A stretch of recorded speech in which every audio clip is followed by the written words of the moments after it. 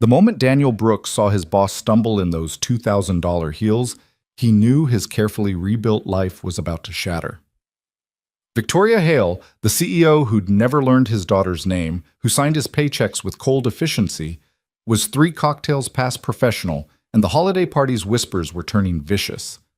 He should have walked away, should have let her assistant handle it, should have protected the fragile peace he'd fought 4 years to build. But Daniel had buried one person he loved. He wasn't about to let another human being destroy themselves on his watch, even if helping her cost him everything. If you're watching from anywhere in the world, drop your city in the comments below. I want to see how far this story travels.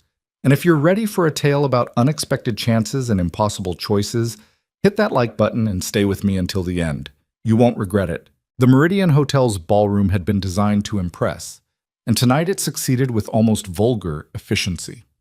Crystal chandeliers cast prismatic light across tables draped in winter white, while a string quartet played something classical and forgettable in the corner. Outside the floor-to-ceiling windows, Chicago glowed with December ambition, holiday lights strung between buildings like promises the city had no intention of keeping. Daniel Brooks stood near the dessert table, a glass of untouched champagne warming in his hand, and wondered for the 100th time why attendance at these corporate celebrations was mandatory. He'd spent the last 2 hours perfecting the art of looking engaged while remaining invisible, a skill he'd honed over 3 years at Hale Industries. Smile politely, nod at appropriate intervals, never volunteer information about his personal life, leave as soon as professionally acceptable. He checked his watch, 9:47 p.m. Another 13 minutes and he could reasonably slip away. Brooks, right? From operations? Daniel turned to find Marcus Chen from finance, already loosening his tie, holding 2 fresh glasses of champagne. That's me. Hell of a party. Marcus thrust one of the glasses toward him. Better than last year, anyway. Last year they ran out of the good stuff by 8:30. I wouldn't know. I didn't attend last year. Daniel didn't take the offered drink. His own glass was still full. Smart man. These things are usually... Marcus stopped mid-sentence, his gaze fixed on something across the room. His expression shifted from casual friendliness to uncomfortable fascination. Oh, wow. Is she actually... Daniel followed his line of sight. Victoria Hale stood near the bar, one hand braced against the marble counter, the other holding what appeared to be a martini. Her posture, usually so precisely controlled it could have been engineered, had gone loose at the joints. She laughed at something her assistant said, but the sound carried wrong, too loud and slightly off rhythm with whatever joke had prompted it. How much has she had? Marcus whispered, though his tone carried more excitement than concern. The kind of excitement people got when witnessing something forbidden, something they'd be able to reference in break room conversations for months. I have no idea. Daniel set his champagne down on the nearest table. Thompson from legal said she started with wine at dinner, switched to cocktails around 8. Marcus was still staring, and now others were beginning to notice too. Heads turning subtly, conversations dropping to murmurs, the kind of attention that would metastasize into gossip by morning. Victoria Hale drunk at the company holiday party. The woman who'd built Hale Industries from a regional manufacturer into a national powerhouse through sheer force of will and 70-hour work weeks. The CEO who'd once fired a VP during a board meeting for showing up 6 minutes late. That Victoria Hale was currently swaying slightly in designer heels that probably cost more than Daniel's monthly rent. Someone should do something, Marcus said, in the tone of someone who had absolutely no intention of being that someone. Daniel watched as Victoria's assistant, a young woman named Jennifer, who always looked slightly terrified, tried to guide her toward a chair. Victoria waved her off with the imperial dismissiveness of someone accustomed to having her refusals obeyed. Yeah, Daniel heard himself say. Someone should. He was moving before he'd fully decided to, weaving between tables and clusters of colleagues whose conversations died as he passed. He registered their stares, felt the weight of their speculation, but his focus had narrowed to the woman now leaning heavily against the bar, while the bartender looked on with professional helplessness. Ms. Hale. Daniel kept his voice low as he approached. Do you need any assistance? She turned toward him, and for a moment her eyes didn't quite focus. Then something sharpened behind the alcohol-induced haze. Mr. Brooks, isn't it? He was surprised she knew his name. In 3 years, they'd spoken perhaps a dozen times, always in group settings, always about project specifics. Yes, ma'am. You work in operations. Not a question. You reorganized the quality control workflow last quarter, reduced defects by 18%. 17.3, actually. The correction came automatically. Then he winced internally. This was not the moment for precision. But Victoria smiled, a real smile, not the corporate grimace she deployed in meetings. 17.3. Of course you'd know the exact number. She gestured vaguely with her martini glass. Everyone else rounds up, makes themselves look better in reports. Ms. Hale, I think... Do you know what I hate about these parties, Mr. Brooks? She didn't wait for his answer. Everyone pretending they enjoy small talk, pretending they want to be here, pretending they like each other. She took another sip of her drink. At least you're honest about it. You stand in corners and count the minutes until you can leave. He had no response to that, mainly because it was accurate. Jennifer appeared at Victoria's other elbow, her expression caught between professional concern and personal panic. Ms. Hale, maybe we should get you some water or coffee. I don't want coffee. Victoria's voice had gone sharp. I want everyone to stop looking at me like I'm about to spontaneously combust. But they were looking. Half the ballroom was watching now, some trying to be subtle about it, others not bothering to hide their fascination. Daniel could already imagine the emails that would circulate tomorrow, the conversations in elevators and cafeterias. Jennifer, he said quietly, do you have Ms. Hale's coat? The assistant blinked at him. Yes. At coat check. Could you get it, please, and call for her car? I can drive myself, Victoria announced. I'm perfectly fine. With respect, ma'am, I don't think that's a good idea. Her eyes narrowed, and for a moment he saw the executive who'd built an empire, the intelligence and force of will that made her formidable even when impaired. Are you questioning my judgment, Mr. Brooks? Yes, he said simply, because right now your judgment is compromised. The honesty seemed to surprise her. Then she laughed again, that same too loud sound. At least you're direct. Everyone else is looking at me like wounded prey, but you're just stating facts. Facts are useful, Daniel said, and the fact is, you need to leave. Preferably before this becomes the only thing anyone remembers about tonight's party. Something flickered across her face. Embarrassment maybe, or anger, or the first edges of genuine concern. Jennifer returned with a long wool coat in charcoal gray, and Daniel took it from her carefully. Ms. Hale, may I? He held the coat open. For a moment he thought she'd refuse. Then she set down her glass and turned, allowing him to help her into the coat with the kind of exhausted acquiescence that suggested the fight was draining out of her. The car will be here in 5 minutes, Jennifer said. I can ride with her. Make sure You should stay, Daniel interrupted gently. Someone from the company should remain at the party. Otherwise it looks like we're fleeing a crisis. But I'll make sure she gets home safely. Both women stared at him. Victoria had gone very still. You don't have to do that, the CEO said quietly. Some of the alcohol-induced bravado had faded, leaving behind something more vulnerable. I'm not your responsibility.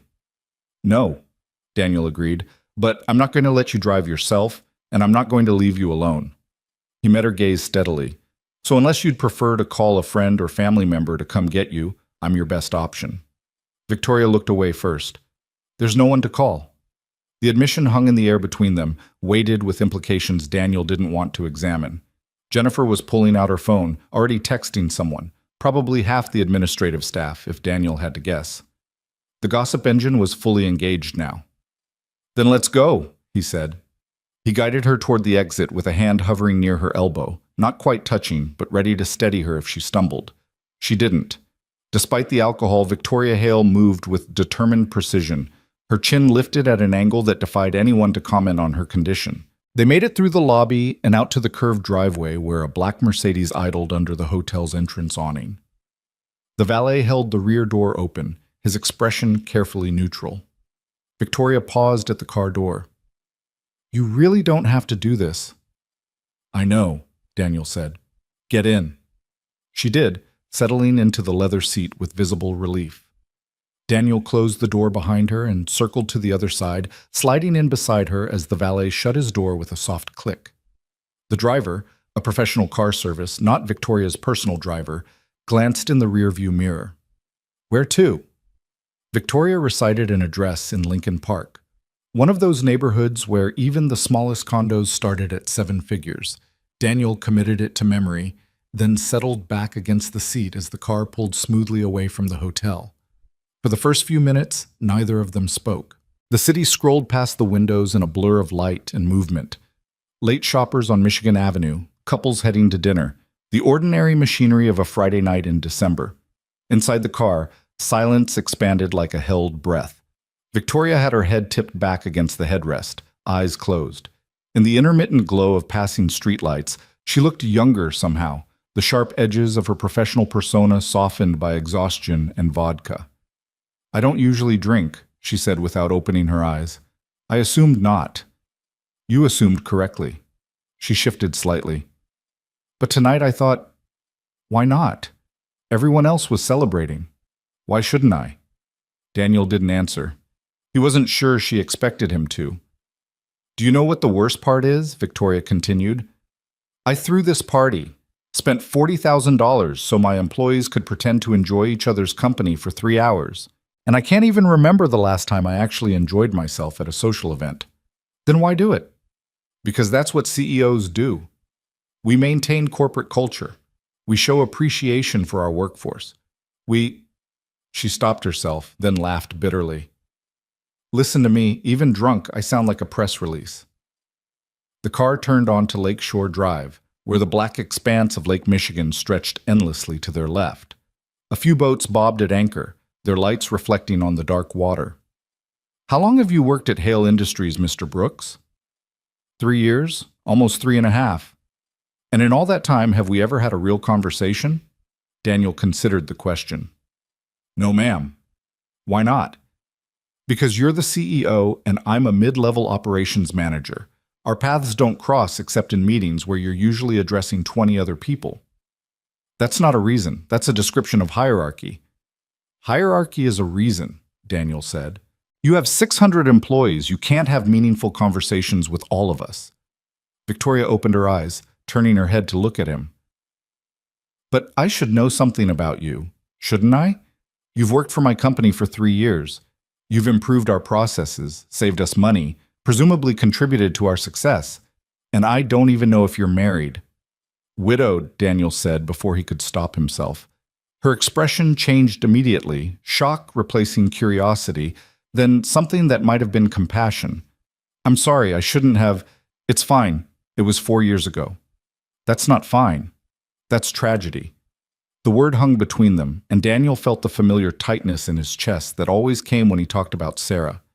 He'd gotten better at managing it, at not letting the grief swallow him whole, but it never really disappeared. Do you have children? Victoria asked quietly. A daughter. She just turned 6. And you're raising her alone? Yes. Victoria looked away back toward the window and the dark lake beyond. That's why you wanted to leave the party early. You need to get back to her. My neighbor watches her when I work late, but yes, I prefer not to be out past 10:30 if I can help it. I'm keeping you from her.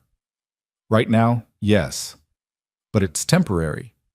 The car exited Lakeshore Drive, turning into residential streets, lined with elegant brownstones and carefully maintained landscaping. Even at night, wealth was visible in the details, the quality of the streetlights, the absence of litter, the way every building seemed to have been recently painted.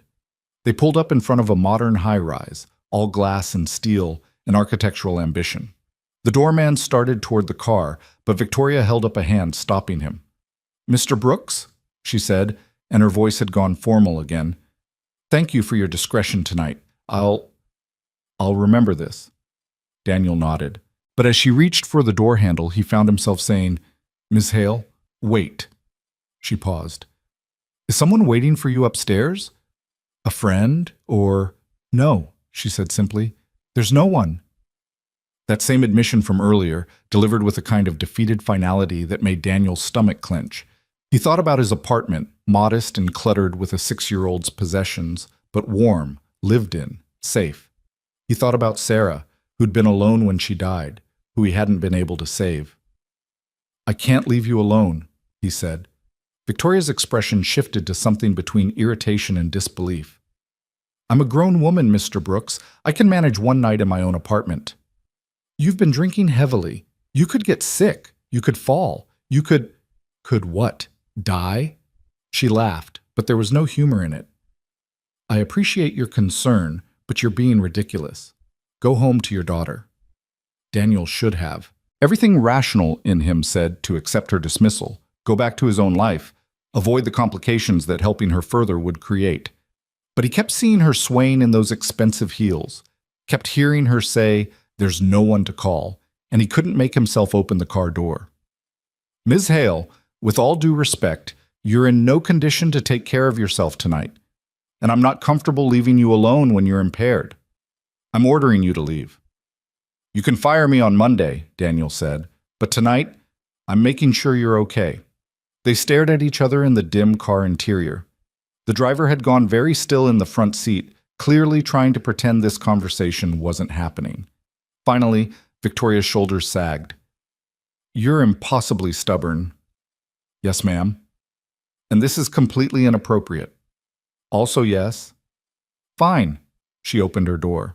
"But you're staying in the guest room, and you're leaving first thing in the morning, and we're never speaking of this again."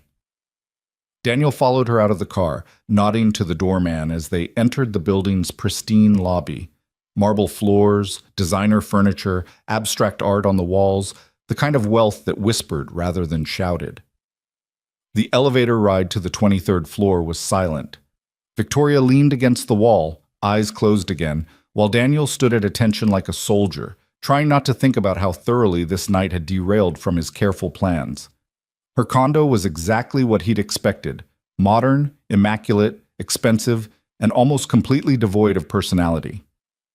Floor-to-ceiling windows overlooked the lake, the view probably worth millions on its own. White furniture, glass tables, a kitchen with appliances that looked unused. No photographs, no personal touches, just space and light, and the kind of perfection that felt more like a hotel suite than a home. "Guest room is down the hall," Victoria said, her words slightly slurred now that they were out of public view. "Second door on the left. There should be clean linens." But as she tried to walk toward what Daniel assumed was her bedroom, she stumbled. He caught her elbow, steadying her. "Maybe we should get you some water first," he suggested. "I'm fine." "You're not fine. You're drunk and exhausted." He guided her toward the white sofa. "Sit. I'll get water." She sat, less because he'd told her to, and more because her body seemed to give up on the pretense of perfect control. Daniel found glasses in the kitchen, expensive crystal, because of course, and filled one with water from the refrigerator dispenser. When he returned to the living room, Victoria had her head in her hands. "This is humiliating," she said quietly. "It's human," Daniel countered, setting the water on the glass coffee table in front of her. "Everyone has bad nights." "I'm not everyone. I'm supposed to be better than this." "Why?" She looked up at him, genuine confusion on her face. "What? Why are you supposed to be better than this? Because you're successful? Because you run a company? That doesn't make you immune to being human." "It should." Victoria reached for the water, her hands shaking slightly. "I built Hale Industries from nothing, turned my father's failing manufacturing company into something that matters. I did that by being disciplined, controlled, better." "And that's worked for you?" "It's made me successful." "Success isn't the same thing as happiness," Daniel said quietly. Victoria took a long drink of water, then set the glass down with careful precision. "No," she agreed, "it's not." For a moment they just sat there, her on the expensive sofa, him perched on the edge of an equally expensive chair across from her. The city glowed beyond the windows, thousands of lives being lived in those lit windows and dark streets, and Daniel felt the surreal weight of this moment, this unexpected crossing of boundaries. "Your daughter," Victoria said suddenly. "What's her name?" "Emma." "Tell me about her." "Why?" "Because I want to know. because I've apparently spent 3 years working alongside you without knowing you had a child, or that you'd lost your wife, or anything about you beyond your efficiency ratings." She looked at him with something that might have been genuine curiosity. "So tell me, what's Emma like?" Daniel hesitated. He didn't talk about Emma at work, didn't bring his home life into the office, didn't share pictures or stories, didn't participate in those casual conversations where parents competed over whose kid was smarter or more athletic. It felt safer to keep those worlds separate. But Victoria was watching him with an openness he'd never seen from her before, and something about the question felt less like professional small talk and more like genuine interest. "She's 6, he started slowly. "Just started first grade. She's obsessed with space, wants to be an astronaut, has posters of the solar system all over her bedroom wall." Despite himself, he smiled. "She makes me read her astronomy books every night, even though half the concepts are way above her level. Last week she tried to explain the greenhouse effect on Venus to her teacher." "That's impressive." "She's smart, too smart sometimes. Asks questions I can't answer." He looked down at his hands. "She looks like her mother. Same dark hair, same eyes. Sometimes I see Sarah in her expressions and it's like—" He didn't finish the sentence. Couldn't. "Like she's still here," Victoria finished softly. "Yeah." They fell into silence again, but it felt different now. Less awkward, more companionable. Outside, the city continued its Friday night rhythm. Cars moving on distant streets, lights in windows turning off and on, the slow pulse of urban life. Victoria's eyes were closing again. Daniel stood quietly. "Come on," he said. "You need to sleep." She didn't argue this time, just let him help her to her feet and guide her down the hallway. Her bedroom was as impersonal as the rest of the condo, a platform bed with expensive linens, more windows, minimal decoration. The bed didn't look slept in often. "Will you be okay?" he asked. Victoria sat on the edge of the bed, already pulling off her heels with the relief of someone who'd been in them too long. "I'll be fine. Just stay, would you? In the guest room, just for tonight." "I will." "And Mr. Brooks?" He paused in the doorway. "Thank you for not leaving me." Daniel nodded, then pulled the door partially closed, leaving it open just enough that he'd hear if she needed help during the night. The guest room was down the hall, as impersonal as everything else in the condo. A queen bed with hotel crisp linens, a dresser with nothing in it, art on the walls that could have been purchased by an interior designer with instructions to fill space. He sat on the edge of the bed and pulled out his phone. 3 missed calls from his neighbor, Mrs. Chen. 2 text messages. "Emma's fine. She asked if you'd be home to read to her. I told her you had to work late. She's sleeping now. Take your time." Daniel typed back, "Thank you. I'll be home early tomorrow. I owe you for this." He set an alarm for 6 a.m., giving him enough time to slip out before Victoria woke, before this night could become any more complicated than it already was. Then he lay back on the bed, still in his suit, and stared at the ceiling. What had he done? Crossed a line that couldn't be uncrossed, that's what. Inserted himself into his boss's personal life in a way that would change their dynamic forever. By Monday, everyone at Hale Industries would know that Daniel Brooks had left the party with Victoria Hale. The gossip would be vicious, the speculation worse. He should have let Jennifer handle it. Should have let the assistant call a car service. Let Victoria stumble into her empty condo alone. Let the night play out without his intervention. But he kept seeing her face when she'd said there's no one to call. Kept thinking about Sarah, about those last weeks when she'd been too proud to ask for help, too stubborn to admit she was drowning. About how he'd found her that morning, and how the guilt of not seeing, not knowing, not being there had eaten at him for months afterward. He couldn't save Sarah, but he could make sure Victoria didn't spend tonight alone and potentially hurt herself, even if it cost him everything. Daniel closed his eyes, listening to the unfamiliar sounds of the condo, the hum of expensive climate control, the distant whir of the refrigerator, the muffled sounds of the city 23 floors below. He didn't expect to sleep, but exhaustion pulled at him, and eventually his thoughts began to blur and soften.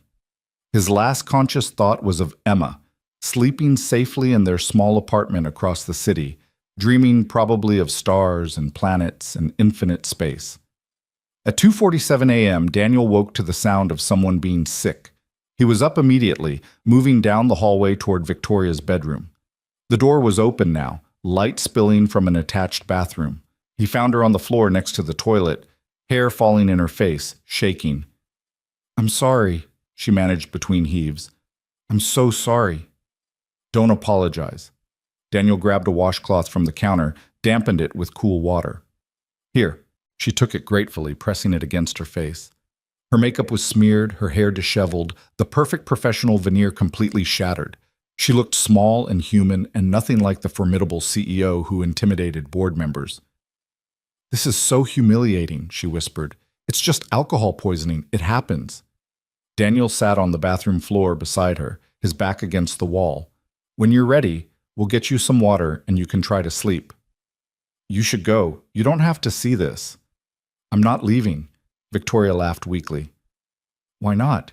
Why are you being so kind?" Daniel thought about his answer. "Because 4 years ago I wasn't kind enough, wasn't paying enough attention, and someone I loved died because of it." She turned to look at him, the washcloth still pressed to her face. "Your wife." "Sarah." She was struggling after Emma was born, postpartum depression, we know now. But at the time I thought she was just tired, just adjusting. I thought she'd be fine. He stared at the expensive tile floor. "She took pills, a lot of pills, and I found her too late. That wasn't your fault, wasn't it? I lived with her, slept next to her every night. I should have seen the signs, should have known she was that far gone." "Depression lies," Victoria said quietly. "It tells you you're fine when you're not. Tells you nobody can help. Tells you the world would be better off without you." She set down the washcloth. "I know, I've heard those lies myself." The admission hung between them, heavy with implications. Daniel turned to look at her properly. "Are you? Right now? No, I'm not in danger." Victoria leaned her head back against the wall, mirroring his posture. "But there have been times when the pressure felt like too much, when the success felt hollow, when I'd go days without talking to anyone about anything real." She closed her eyes. "Being powerful is lonely, Mr. Brooks. Everyone wants something from you. Nobody just wants you." "That's not true." "Isn't it? Name one person in my life who wants to spend time with me without an agenda. One person who calls to see how I'm doing without it being a prelude to asking for something." Daniel couldn't, because he didn't know her life, didn't know her relationships, didn't know anything about her beyond the professional facade. "I have 600 employees," Victoria continued, her voice going soft and distant. "A board of directors, lawyers and accountants and consultants. I have a phone that never stops ringing and a calendar filled months in advance. And I am so fundamentally alone that I can't remember the last time someone touched me with genuine affection." The confession was raw and painful, the kind of truth that only emerges at 3 in the morning after too much vodka and vulnerability. "I'm sorry," Daniel said. "That sounds awful." "It is what it is. Success has a price." She opened her eyes, looking at him with something that might have been curiosity or might have been hope. "But you have a daughter who asks about you, a life that matters beyond productivity metrics. How do you do it?" "Do what?" "Stay human, stay connected. How do you work and parent and grieve and not lose yourself completely?" Daniel considered the question. "I don't know that I do it well. Most days I feel like I'm barely holding everything together. Emma deserves better than microwave dinners and a father who's too tired to play after work. But I try, I show up, I read her those astronomy books even when I can't keep my eyes open, because she matters more than my exhaustion." "She's lucky to have you. I'm lucky to have her. She's the only reason I survived losing Sarah. Having to take care of Emma meant I couldn't fall apart completely. Had to get up, make breakfast, function. Some days that was all that kept me going." Victoria was quiet for a long moment. Then, "I built this company because I thought success would fill the emptiness, that if I achieved enough, proved myself enough, I'd finally feel complete. But the more I achieve, the emptier it feels." "Maybe you're achieving the wrong things." "Maybe." She pushed herself upright, wincing. "Help me to bed?" Daniel stood, offering his hand. She took it, her fingers cold against his palm, and let him help her to her feet. They walked slowly back to the bedroom, and he waited while she got under the covers. "There's water on the nightstand," he said. "Try to drink some before you sleep." "Mr. Brooks?" "Yes." "When we're back at work, we'll pretend this never happened. We'll go back to being CEO and operations manager, and this night will be a secret we share." She looked at him steadily. "But I want you to know, I'm glad it was you. Glad you stayed." Daniel nodded, not trusting himself to speak. He pulled her door mostly closed again and returned to the guest room where the clock read 3:17 a.m. and sleep felt impossible. He lay in the dark, thinking about secrets and crossings and the way one decision could alter the trajectory of a life. He thought about Emma, about whether he'd made the right choice by staying, about what Monday morning would bring, but mostly he thought about Victoria Hale, not the CEO, but the woman sitting on a bathroom floor admitting to loneliness so profound it had driven her to this. The woman who'd asked, "How do you stay human?" Like it was the most important question in the world. And maybe it was. When his alarm went off at 6 a.m., pale winter light was just beginning to creep through the windows. Daniel showered quickly in the guest bathroom, put his suit back on despite its wrinkled state, and wrote a brief note that he left on the kitchen counter. "Ms. Hale, there's aspirin in the cabinet above the sink and orange juice in the refrigerator. Drink water, rest. See you Monday. DB." He called a rideshare from the lobby and was back in his own neighborhood by 7:15. Mrs. Chen answered her door still in her bathrobe, Emma visible behind her eating cereal at the kitchen table. "Daddy!" Emma launched herself at him, and Daniel caught her, holding tight. "Hey, sweetheart. I'm sorry I was gone so long." "Mrs. Chen said you had to work. Was it important?" "Very important," Daniel confirmed, carrying her back to their apartment next door. "But I'm home now. How about we make pancakes? With chocolate chips? Is there any other kind?" Emma giggled, and Daniel felt the familiar warmth of her presence centering him, reminding him what actually mattered. This. Her laughter, her sticky hands on his neck, the way she talked nonstop about her teacher and her friends, and a book she'd read about black holes. They made chocolate chip pancakes together, and Emma told him detailed stories about her day, and for a few hours Daniel could almost pretend the previous night hadn't happened. Almost. But as he sat across from his daughter, watching her explain the concept of event horizons with 6-year-old logic, he kept hearing Victoria's question, "How do you stay human?" And he wondered if maybe, just maybe, helping her had been about more than making sure she didn't spend the night alone. Maybe it had been about proving to himself that kindness didn't always end in loss, that reaching out didn't always result in tragedy, that sometimes saving someone else was how you saved yourself. The weekend passed in its usual rhythm. Emma's soccer practice on Saturday morning, grocery shopping in the afternoon, a trip to the library where his daughter checked out 3 books about Mars. Sunday brought laundry and meal prep for the week ahead, the comfortable monotony of single parenthood that Daniel had learned to navigate with careful efficiency. But underneath the ordinary tasks, his mind kept returning to Friday night, to Victoria's bathroom floor confession, to the emptiness of her expensive condo, to the way she'd asked how he stayed human, like he possessed some secret she desperately needed. He didn't tell Mrs. Chen what had actually happened, didn't mention it to anyone. The night existed in a strange bubble outside his normal life, something that felt both intensely real and completely surreal. Monday morning arrived with Chicago's typical December gloom, low clouds threatening snow, temperatures hovering just above freezing. Daniel dropped Emma at school, returned home to change into his work clothes, and made the commute to Hale Industries with his stomach in knots. The office was buzzing when he arrived at 8:30. He could feel it immediately, that electric current of gossip running through cubicles and break rooms. Conversations that stopped when he passed. Eyes that followed him with undisguised curiosity. Marcus from finance intercepted him before he'd even reached his desk. "Brooks, hell of a thing Friday night." Daniel set down his coffee carefully. "What thing would that be?" "Come on, man. Everyone saw you leave with Hale, the CEO. You left the party with her." Marcus lowered his voice, leaning closer. "Thompson from legal said you got in the car with her." "Where'd you take her?" "I made sure she got home safely. That's all." "That's all? Brooks, she was wasted, and you just—" "What? Tucked her into bed and left? The image was close enough to the truth that Daniel felt heat rise in his face. I made sure she was safe. Anything else is none of your business. People are talking, saying you spent the night with her. People should focus on their work instead of gossip. Marcus held up his hands in mock surrender. Hey, no judgment. I'm just saying you might want to get ahead of this, because the rumors are irrelevant, Daniel interrupted firmly. Now, if you'll excuse me, I have actual work to do. He moved past Marcus toward his cubicle, but he could feel the stares following him, could hear the whispers starting up again as soon as he was out of immediate earshot. By the time he sat down at his desk, his jaw ached from clenching it. This was exactly what he'd been afraid of.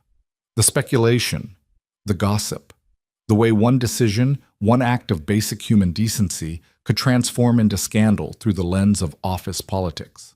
Daniel pulled up his email, trying to focus on the backlog from Friday afternoon. Production reports, quality control metrics, the familiar landscape of his actual job, the work that had nothing to do with bathroom floors and 3 a.m. confessions. At 9:15, his phone rang. Internal line, extension 2001, the CEO's office. Daniel stared at the phone for 3 rings before answering. This is Brooks. Mr. Brooks, Jennifer's voice, professional and carefully neutral. Ms. Hale would like to see you in her office. Are you available now? Every muscle in his body tensed. Of course. I'll let her know you're coming up. The line went dead. Daniel sat frozen for a moment, his mind racing through possibilities. She was going to fire him. Had to be. This was damage control. Get rid of the employee who'd witnessed her at her most vulnerable, eliminate the liability, maintain the professional distance that he'd shattered by staying in her condo.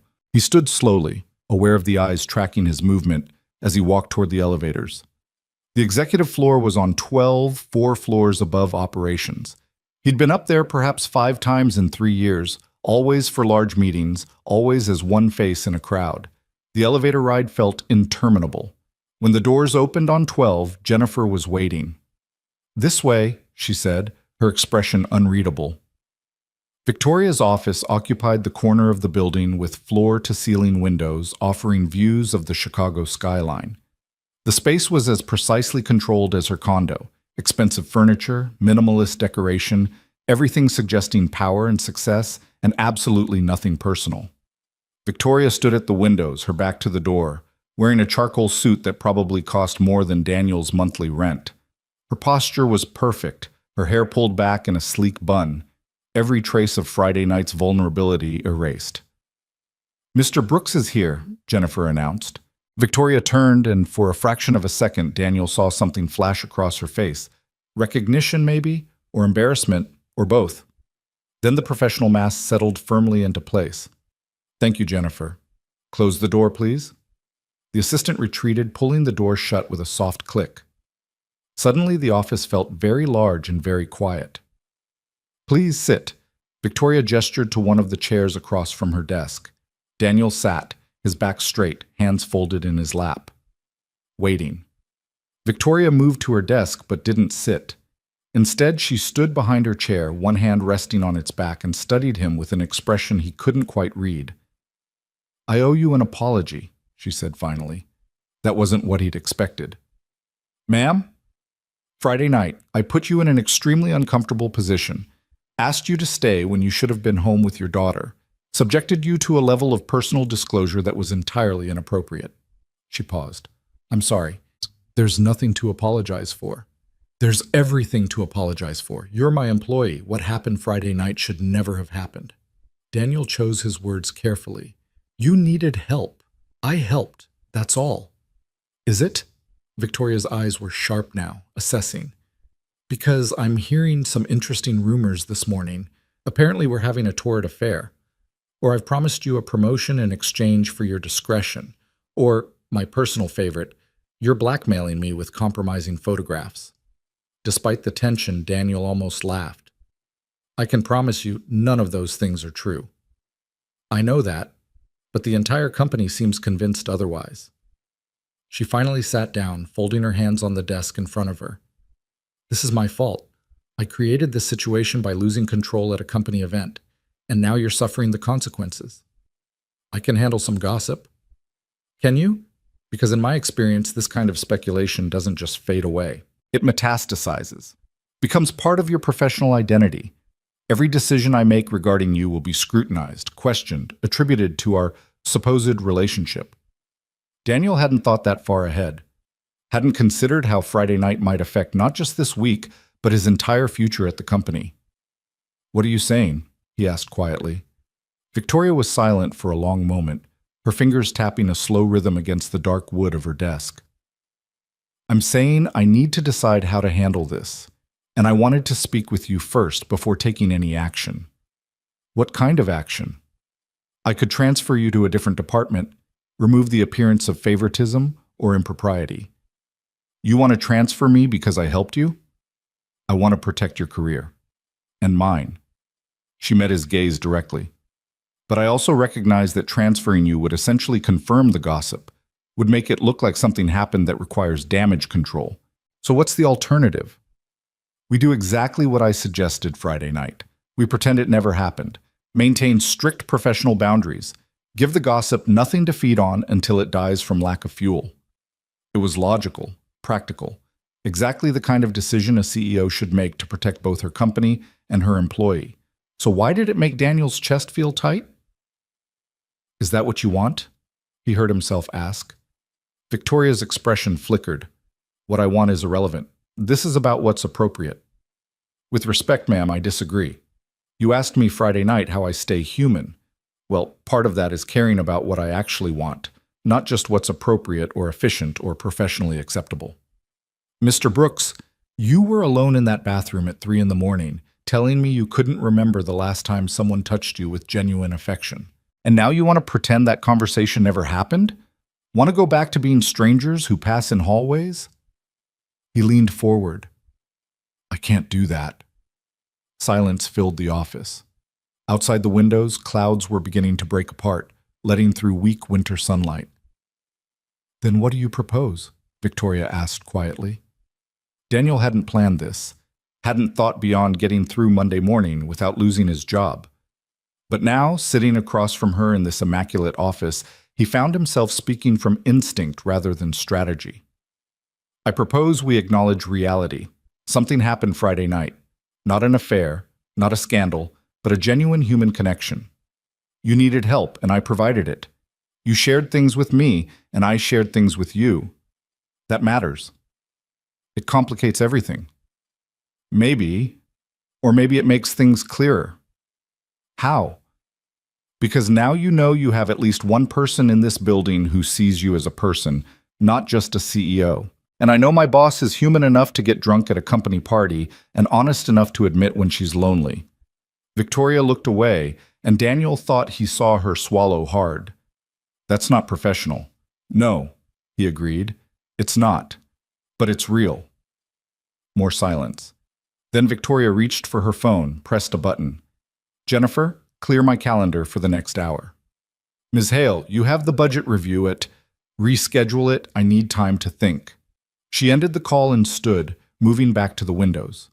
Daniel waited, not sure if he was being dismissed or invited to stay. "Do you know why I built this company, Mr. Brooks?" Victoria asked without turning around. "To prove yourself." That's what the business profiles say. The business profiles are partially right. My father ran Hale Industries for 30 years. Ran it into the ground, actually. Poor decisions, outdated processes, refusal to innovate. When he died, the board wanted to sell. Break it apart, liquidate the assets, move on. But you didn't let them. No. Because I saw potential where everyone else saw failure. Saw that with the right leadership, the right changes, this company could matter. She turned to face him. So I convinced the board to give me 2 years. 2 years to turn things around or they'd sell anyway. You did it in 18 months. 17 months and 3 weeks, Victoria corrected, and despite himself, Daniel smiled at the precision. I rebuilt this company through sheer force of will, worked 100-hour weeks, learned every aspect of the business, made decisions that were unpopular but necessary, and eventually, I succeeded. That's impressive. It was lonely. She crossed her arms. Every decision meant disappointing someone. Every success meant working harder to maintain it. I told myself it was worth it, that once the company was stable, once we were profitable, once we'd established ourselves in the market, then I could relax, could build a personal life, could be something other than the CEO. But that never happened. No, because success doesn't have an end point. There's always the next quarter, the next product launch, the next competitor to outmaneuver. The goalpost keeps moving, and if you're not careful, you look up one day and realize you've built an empire but lost yourself completely. Daniel thought about his own life, the way he'd thrown himself into work after Sarah died, using productivity as a shield against grief, how he might have disappeared into that same trap if Emma hadn't needed him. Friday night, Victoria continued, when I asked how you stay human, I wasn't making conversation. I was genuinely asking, because I don't know anymore. Don't know how to be anything except this. She gestured at her suit, the office, the whole carefully constructed professional identity. And I'm tired, Mr. Brooks. I'm so deeply tired of being perfect. The vulnerability in her voice was the same he'd heard at 3 a.m., and Daniel felt something shift in his chest. Not attraction exactly, though he couldn't deny she was beautiful, more like recognition. The awareness that they were both people who'd built walls to survive, and those walls had become prisons. You don't have to be perfect, he said quietly. Don't I? I'm the CEO, leader of 600 employees. If I show weakness, if I admit I'm struggling, what message does that send? That you're human, that it's okay to need help sometimes. That strength doesn't mean never breaking down. Victoria laughed, but it was a sad sound. You make it sound simple. It's not simple, it's terrifying. After Sarah died, I had to ask for help constantly. Mrs. Chen watching Emma, my in-laws sending money, my boss giving me flexible hours. Every request felt like admitting failure, like I couldn't handle my own life. But you did handle it. You raised your daughter, kept your job, survived. I survived because I accepted help, because I admitted I couldn't do everything alone. Daniel stood, moving closer to the windows but maintaining respectful distance. You could do the same. You could let people see that you're more than the CEO, that you have struggles and fears and moments of doubt. And what happens when the board sees that? When investors decide I'm not strong enough to lead? What happens when you collapse from the pressure of pretending you're invincible? The question landed hard. Victoria turned away from the window, and Daniel saw her armor crack just slightly, saw the woman from Friday night behind the executive facade. I don't know how to do that, she admitted. Don't know how to be vulnerable without being weak. Then learn. Start small. Trust one person, then another. Let someone pass the walls occasionally. Someone like you? The question hung between them, weighted with possibilities Daniel wasn't sure he was ready to examine. If you want. I'm not asking for anything from you except honesty. No agenda, no ulterior motives, just genuine connection. Victoria studied him for a long moment. You're a strange man, Daniel Brooks. It was the first time she'd used his first name, and the informality felt significant. I've been called worse, he said. A small smile touched her lips, the first real smile he'd seen from her in the office. Then her phone buzzed, and the moment fractured. She glanced at the screen. I need to take this. It's the Tokyo office. Daniel nodded, moving toward the door, but as his hand touched the handle, Victoria spoke again. Mr. Brooks? Daniel. Thank you for Friday night and for this conversation. I'm grateful. You're welcome. He left her office, passing Jennifer's desk where the assistant looked at him with undisguised curiosity. The elevator ride back to operations felt different than the one up, less like descending toward execution, more like returning to familiar ground after an unexpectedly meaningful detour. The gossip didn't stop. If anything, the fact that he'd spent an hour in Victoria's office added fuel to the speculation. But Daniel found he cared less than he'd expected. Let them talk. He knew the truth, and so did Victoria. That was enough. The week progressed in its normal rhythm. Daniel managed his team, reviewed quality reports, attended meetings that had nothing to do with Friday night or Monday morning conversations. But he was aware constantly of Victoria's presence in the building. Saw her occasionally in the executive cafeteria or passing through the lobby, always surrounded by assistants and managers, always perfectly composed. They didn't speak again until Thursday afternoon when his phone rang at 4:15. Brooks? Mr. Brooks. Victoria's voice, professional but with an undertone he couldn't quite identify. Are you available tomorrow evening, around 7? I... Yes. Why? I'd like to invite you to dinner. Nothing formal, just a conversation. Every instinct told him this was dangerous. That dinner with his boss, in the wake of Friday night and Monday's conversation, was the kind of boundary crossing that could only lead to complications. I'd need to arrange childcare, he found himself saying instead. Of course. Would Saturday work better? I don't want to impose on your time with Emma. The fact that she remembered his daughter's name, that she cared enough to accommodate his parenting responsibilities, did something to Daniel's carefully maintained professional detachment. Saturday could work. Where? Victoria named a restaurant in Lincoln Park, upscale but not ostentatious, the kind of place where conversations could happen without photographers or social media posts. 7 o'clock Saturday, she confirmed. And Daniel, this is just dinner between two people, not CEO and employee, just two people talking. Understood. After she hung up, Daniel sat at his desk staring at his phone. Mrs. Chen would watch Emma. She always did when he needed her.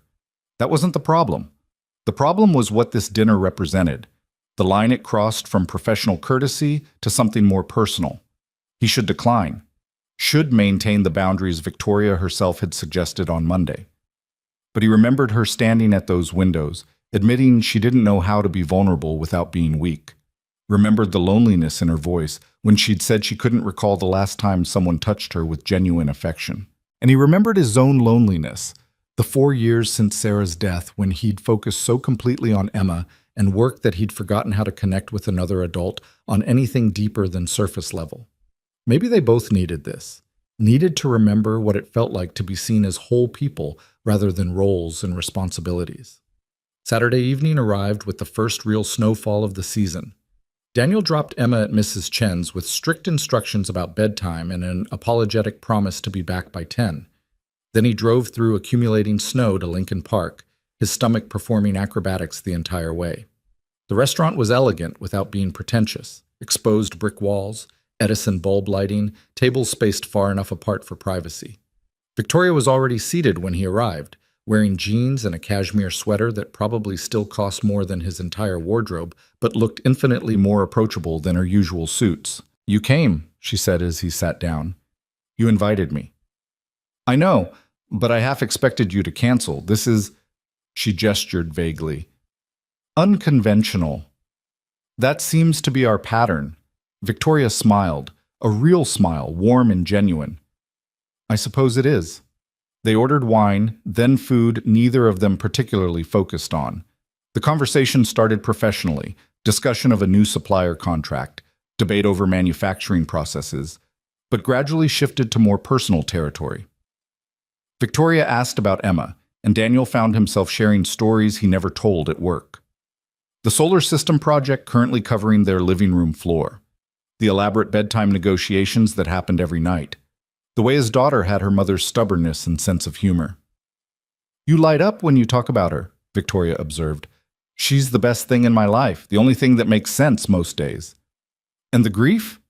Does it get easier? Daniel considered the question. Not easier, exactly. More familiar. I know its shape now, know when it'll hit hardest. Holidays are difficult. Her birthday. Random moments when I see something Sarah would have loved and reach for my phone to text her before remembering. He turned his wine glass slowly. But Emma helps. She's proof that Sarah existed, that our love created something beautiful. Victoria was quiet for a moment. I envy that. Not the loss, obviously, but the evidence of connection. The proof that you loved someone enough to create a life together. You could have that. You're not that old. I'm 38, and I've spent the last 15 years building a company instead of relationships. She looked down at her plate. There was someone once, in graduate school. He wanted marriage and children. I wanted a career. We chose different paths. Do you regret it? Sometimes. Mostly I just wonder what that life would have looked like, whether I would have been happy or whether I would have resented giving up my ambitions. She met his eyes. Do you ever wonder what your life would be like if Sarah hadn't died? The question should have felt invasive. Instead, it felt honest. Every day, Daniel admitted. But I can't know. Maybe we would have been happy. Maybe we would have grown apart. Maybe she would have gotten better, or maybe the depression would have won eventually anyway. He set down his fork. All I know is the life I have now. And most days I'm grateful for it, even with the grief, even with the struggles. Because I have Emma, and that's enough. Is it? Enough? It has to be. Victoria studied him across the table. What if it didn't? What if you allowed yourself to want more than just survival and parenthood? Daniel's heart was beating faster. What are you asking? I'm asking if you ever get lonely. If you ever want adult companionship that isn't just friendly neighbors and office small talk. Yes, he said simply. Sometimes the loneliness is overwhelming, but wanting something and being ready for it are different things. Are you ready? I don't know. Are you? Victoria laughed softly. I have no idea. I'm so accustomed to being alone that I'm not sure I'd know how to share my life with someone even if I wanted to. But you want to try? Maybe. With the right person. Someone who doesn't want anything from me except genuine connection. Someone who's already seen me at my worst and didn't run away. The implication was clear, and Daniel felt something loosen in his chest, fear or hope, or some combination of both. This is complicated, he said. Extremely. You work for my company. I'm your boss's boss's boss. The power dynamic alone makes this ethically questionable. And if I didn't work for your company? Then it would just be two lonely people trying to figure out if they could be less lonely together. Victoria reached across the table, her hand stopping just short of his. But you do work there, so we need to be careful, thoughtful. Make sure we're not confusing gratitude or proximity for genuine connection. Daniel looked at her hand so close to his own. He could close that distance easily. Could take her hand and see where this led, consequences be damned. But he thought about Emma, about the stability he'd built, about the career he needed to support his daughter. He thought about Victoria's position, the impossible standards she was held to, the way any relationship between them would be scrutinized and judged. We should be careful, he agreed. Victoria pulled her hand back, but she was smiling.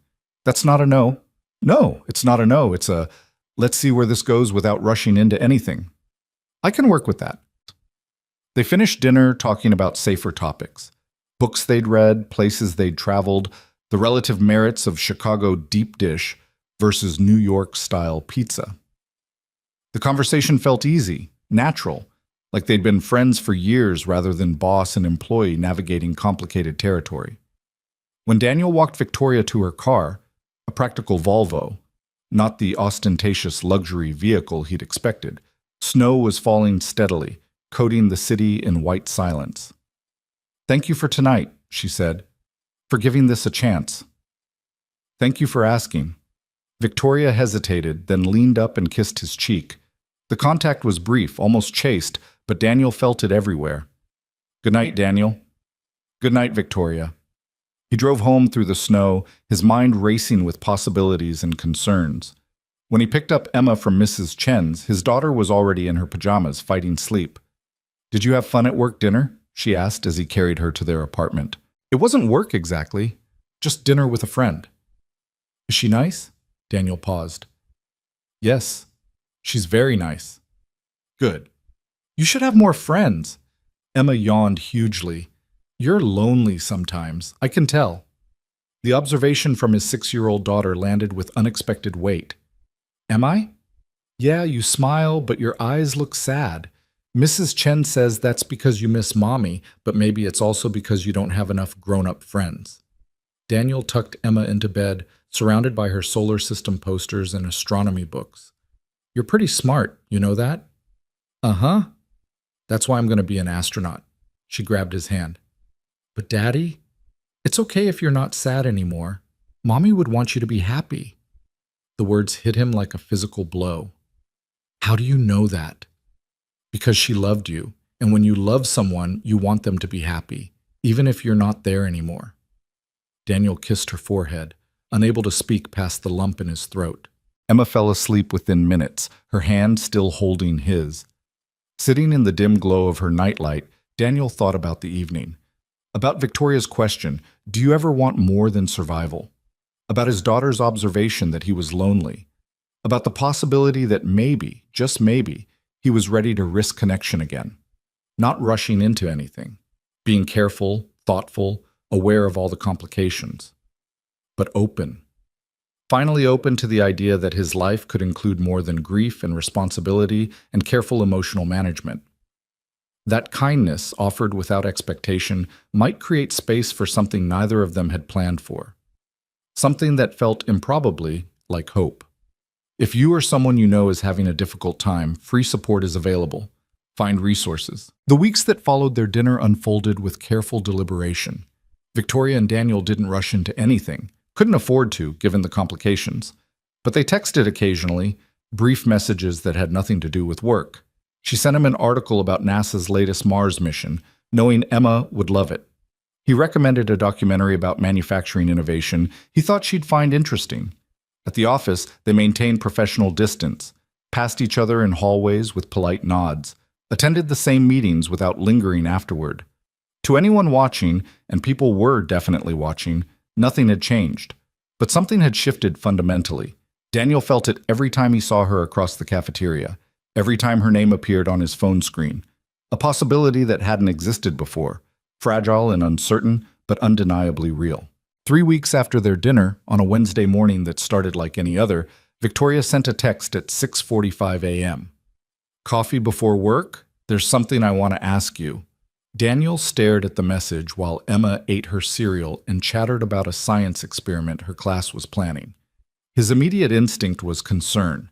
The phrasing felt ominous, like she'd reconsidered everything and wanted to establish clearer boundaries. Where? He texted back. That place on Randolph, 7:30? He could make it work if he dropped Emma at school early. See you there.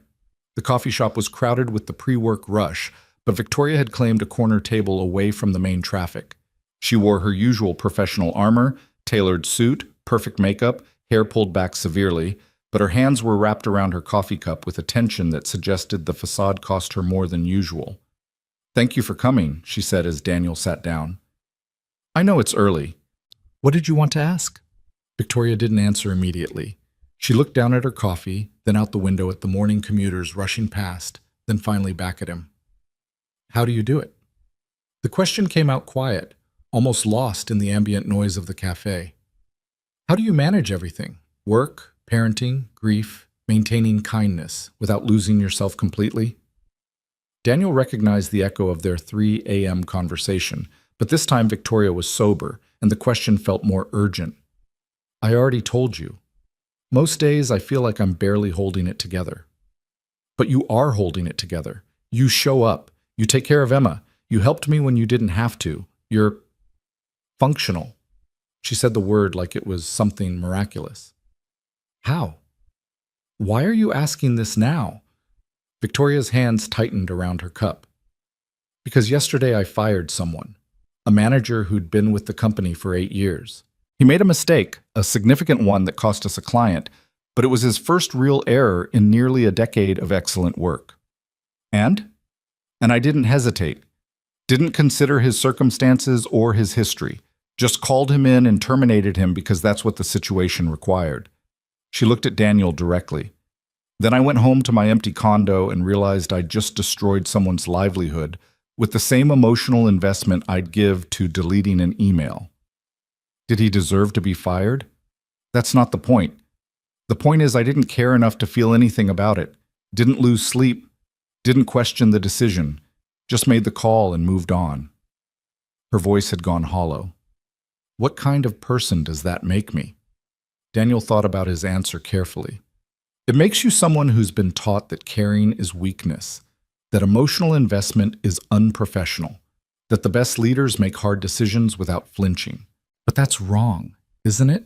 Being able to ruin someone's life without feeling anything, that's not strength. That's sociopathy. You're not a sociopath, Victoria. You're exhausted. There's a difference. She shook her head. I'm not sure there is. Not when the outcome is the same. People get hurt. And I feel nothing. The raw honesty in her voice reminded Daniel of their bathroom floor conversation, that same desperate need to understand herself, to find some path back to humanity. You feel something now, he pointed out. Otherwise you wouldn't be sitting here at 7:30 in the morning asking me how to manage basic human empathy. Feeling guilty after the fact isn't the same as feeling compassionate in the moment. No, but it's a start. It means you recognize something's wrong, that you want to change. Victoria was quiet for a long moment, her coffee growing cold between her hands. Around them, the cafe continued its morning rhythm. Orders being called, conversations overlapping, the hiss of the espresso machine providing white noise. I don't know how to change, she said finally. I've been this person for so long.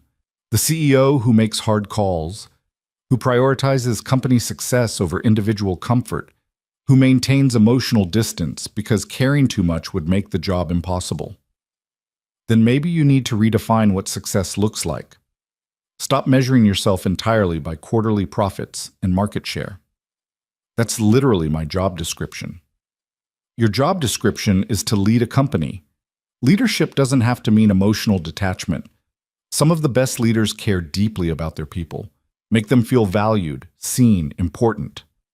And some of the best leaders are ruthlessly efficient, Victoria countered. Steve Jobs, Jack Welch. They weren't exactly known for warmth and empathy.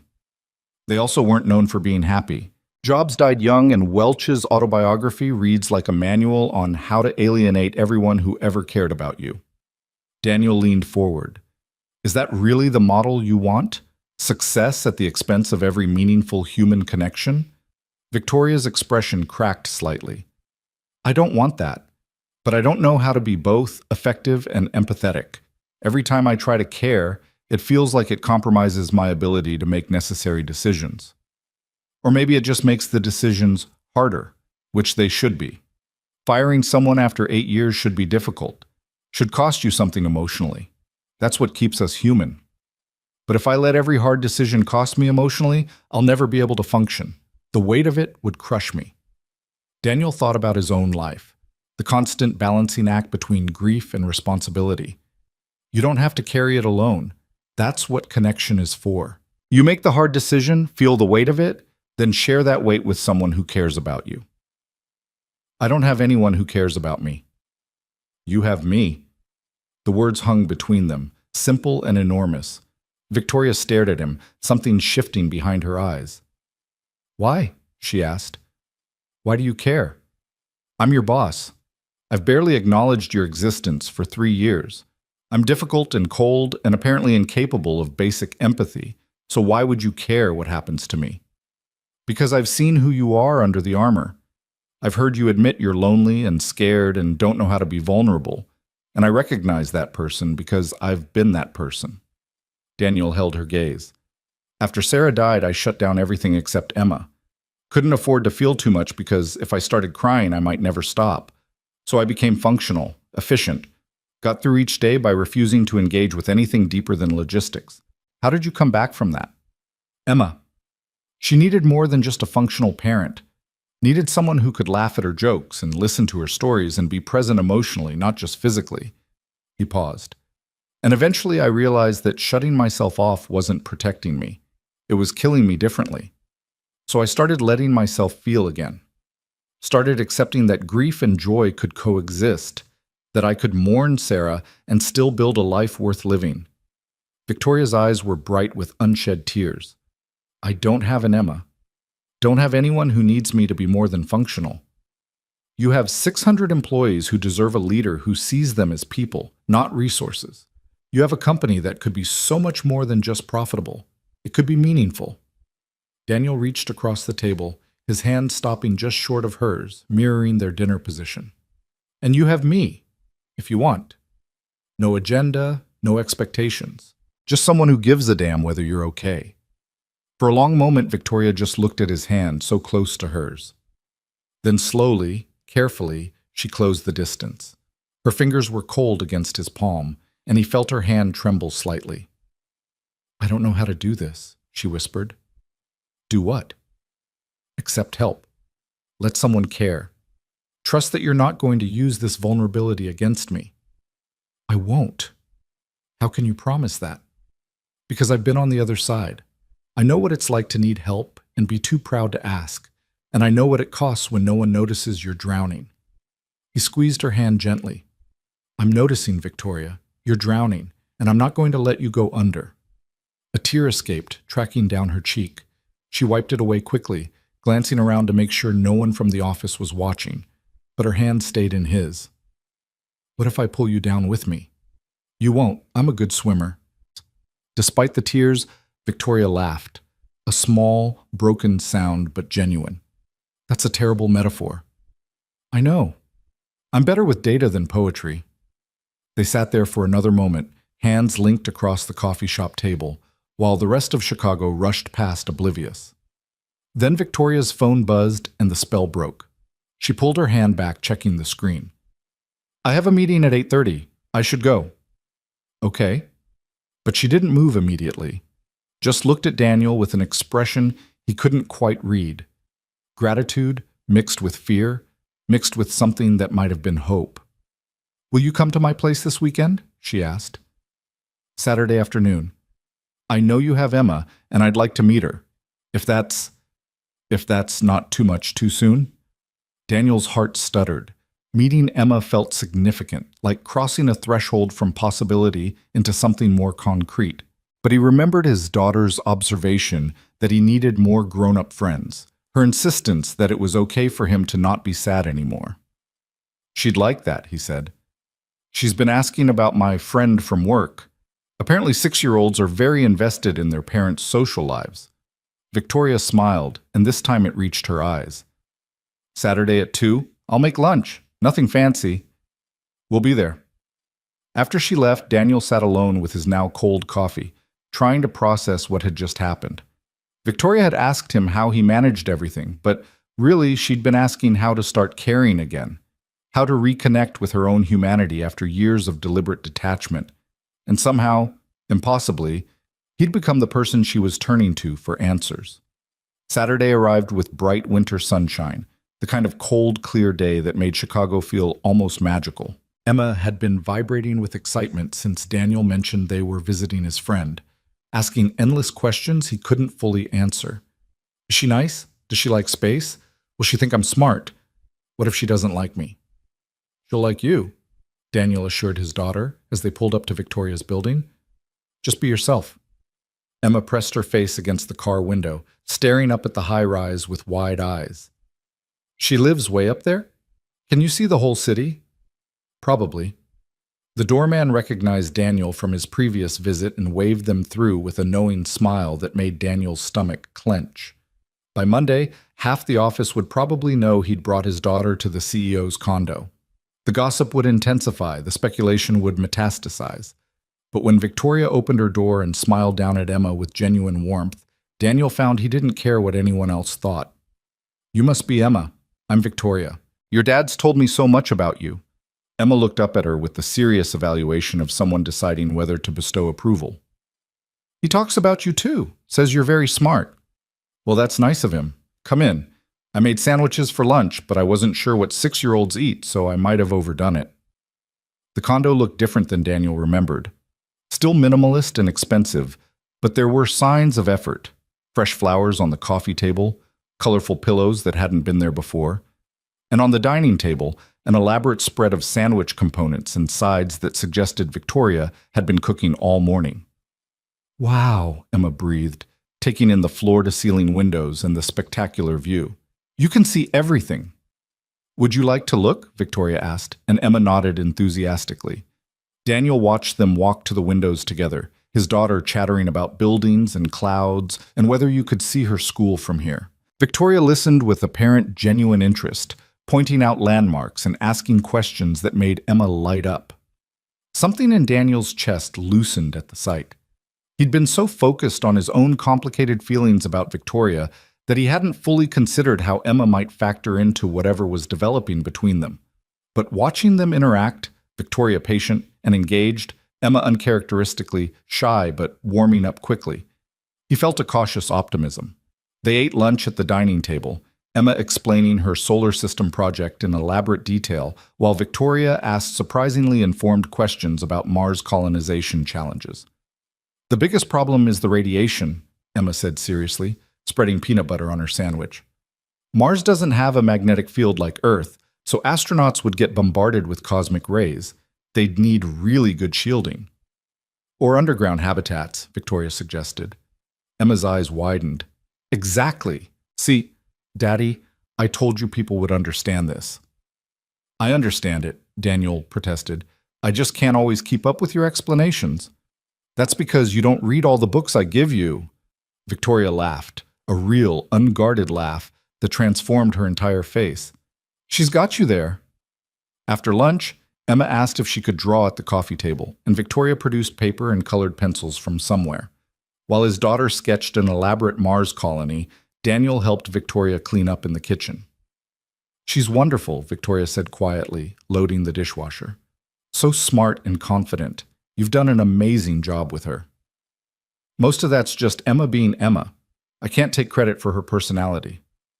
You can take credit for making her feel secure enough to be herself. That's not nothing. They worked in comfortable silence for a moment. Then Victoria spoke again, her voice careful. Daniel, I want to ask you something. And I need you to be completely honest, even if you think it's not what I want to hear. His hand stilled. Okay. What are we doing? This, she gestured between them. Meeting each other outside work, holding hands in coffee shops, me getting to know your daughter. What is this becoming? Daniel set down the plate he'd been holding. I don't know. What do you want it to become? I want. Victoria stopped, struggling with the words. I want to not be alone anymore. I want to have someone who knows me beyond my job title. I want to care about someone and have them care back. She met his eyes. But I'm also terrified. Because everything I've built, my career, my reputation, my sense of self, it's all based on emotional control. And what we're talking about requires the opposite. It doesn't have to be one or the other. You can be a successful CEO and still have meaningful relationships. Can I? Name one person who's managed that successfully. One CEO who's maintained both professional excellence and personal happiness. Daniel thought about it and came up empty. Every successful executive he could think of had either sacrificed personal relationships for career advancement or eventually burned out trying to balance both. Maybe that's because they were trying to do it alone, he said finally. Maybe it only works if you have someone who understands the pressure, who can help carry the weight. Is that what you're offering, to help carry my weight? If you'll help carry mine, I'm not exactly burden-free. Victoria looked toward the living room where Emma was humming to herself while she drew. Your daughter, she's your priority. Always will be. Yes. And I'm asking you to add my complications to that, my impossible schedule, my public profile, the gossip and speculation that will only get worse if we continue this. You are, Daniel agreed. But you're also offering something I haven't had in 4 years. Adult companionship. Someone who sees me as more than just Emma's dad or a mid-level manager. Someone I can talk to about things that matter. That doesn't seem like an equal trade. That's because you're undervaluing yourself. You're smart and driven and surprisingly funny when you let your guard down. And you're trying, genuinely trying to become more than just your job title. That takes courage. Victoria turned away, gripping the edge of the counter. I fired that manager, the one I told you about, and 2 days later his wife called me. She was pregnant. They'd been trying for years and just found out, and I'd terminated him right before he was about to need parental leave and health insurance. What did you do? I reinstated him, created a new position that utilized his skills but kept him away from client management. Told him it was a lateral move, not a demotion. She glanced at Daniel. Then I went home and cried for the first time in 5 years. Because I'd almost destroyed a family's future without knowing or caring about their circumstances. But you fixed it. I shouldn't have needed to fix it. Should have taken the time to understand his situation before making the decision. You're human, Victoria. Humans make mistakes. What matters is that you recognized it and made it right. She shook her head. It's more than that. That phone call made me realize how little I know about my own employees. I've built a company of 600 people, and I can't tell you if any of them are married, have kids, are struggling financially. I've deliberately maintained distance because I thought it made me more effective. And now? Now I'm starting to think I've been confusing effectiveness with emotional cowardice. From the living room, Emma called out, "Ms. Victoria, do you want to see my drawing?" Victoria's expression softened immediately. "I'd love to." They moved to the coffee table, where Emma had created an elaborate scene of a Mars colony, complete with domed habitats, solar panels, and tiny stick figures in spacesuits. "This is incredible," Victoria said, and Daniel could hear the genuine admiration in her voice. "Look at the detail. You even included the rovers." Of course, the rovers are important for exploration. Emma pointed to various elements of her drawing, explaining the logic behind each feature. Victoria listened with focused attention, asking questions that showed she was actually engaged, not just being polite. Watching them, Daniel felt something shift in his chest. This was what he'd been missing. Not just adult companionship, but the possibility of a fuller life. One where Emma had more than just him, where he had more than just responsibility, where both he and Victoria could be more than just survivors. After Emma finished explaining her drawing, she looked up at Victoria with sudden shyness. "Can I ask you something?" "Of course." "Are you my daddy's girlfriend?" The question landed like a bomb. Daniel froze, Victoria's eyes went wide, and Emma looked between them with innocent curiosity. "Emma, that's not—" Daniel started. "It's okay," Victoria interrupted gently. She knelt down to Emma's level. "That's a very good question, and the honest answer is, I'm not sure yet. Your dad and I are friends right now, good friends, and maybe someday we'll be more than friends, but we're taking our time to figure that out." "Because of me?" Emma's voice had gone small. "Because you don't want to be around a kid?" "No." Victoria's response was immediate and firm. "Because your dad wants to make sure that anyone who becomes part of his life is also good for you. He's very protective of you, and that's exactly how a good parent should be." Emma considered this. "Do you like me?" "I like you very much. You're smart and curious, and you ask excellent questions." "Then I think you should be his girlfriend. He's been sad for a long time. He needs someone who makes him happy." The simple childhood logic of it made Daniel's throat tight. Victoria looked at him over Emma's head, her expression unreadable. "What do you think?" she asked quietly. "Does your friend make you happy?" Daniel thought about the coffee shop conversation, about Victoria admitting she was drowning, about the way she'd smiled at Emma with genuine warmth, about the possibility of building something real with someone who understood both strength and vulnerability. "Yes," he said. "She does." Victoria stood slowly, her eyes never leaving his. "Then maybe we should stop overthinking this. Stop worrying about professional boundaries and power dynamics and what other people will think. And do what instead? Try. Just try to build something real. Take it slow. Be honest with each other. Protect Emma's feelings above everything else. But actually try instead of just circling around the possibility." Emma was watching them both with intense focus, clearly understanding that something important was happening even if she didn't grasp all the nuances. Daniel felt the weight of the decision. Saying yes meant complications at work, meant more gossip, more scrutiny, more risk, meant potentially disrupting the careful stability he'd built for Emma. But it also meant not being alone anymore, meant having someone who knew his full story and still wanted to be part of his life, meant showing Emma that it was possible to heal, to move forward, to build new happiness without forgetting the past. "Okay," he said. "Let's try." Victoria smiled, that full, genuine smile that transformed her, and Daniel felt something he hadn't felt in 4 years. Not just hope, but certainty. The bone-deep knowing that this was right, even if it was complicated and scary, and absolutely not what he'd planned.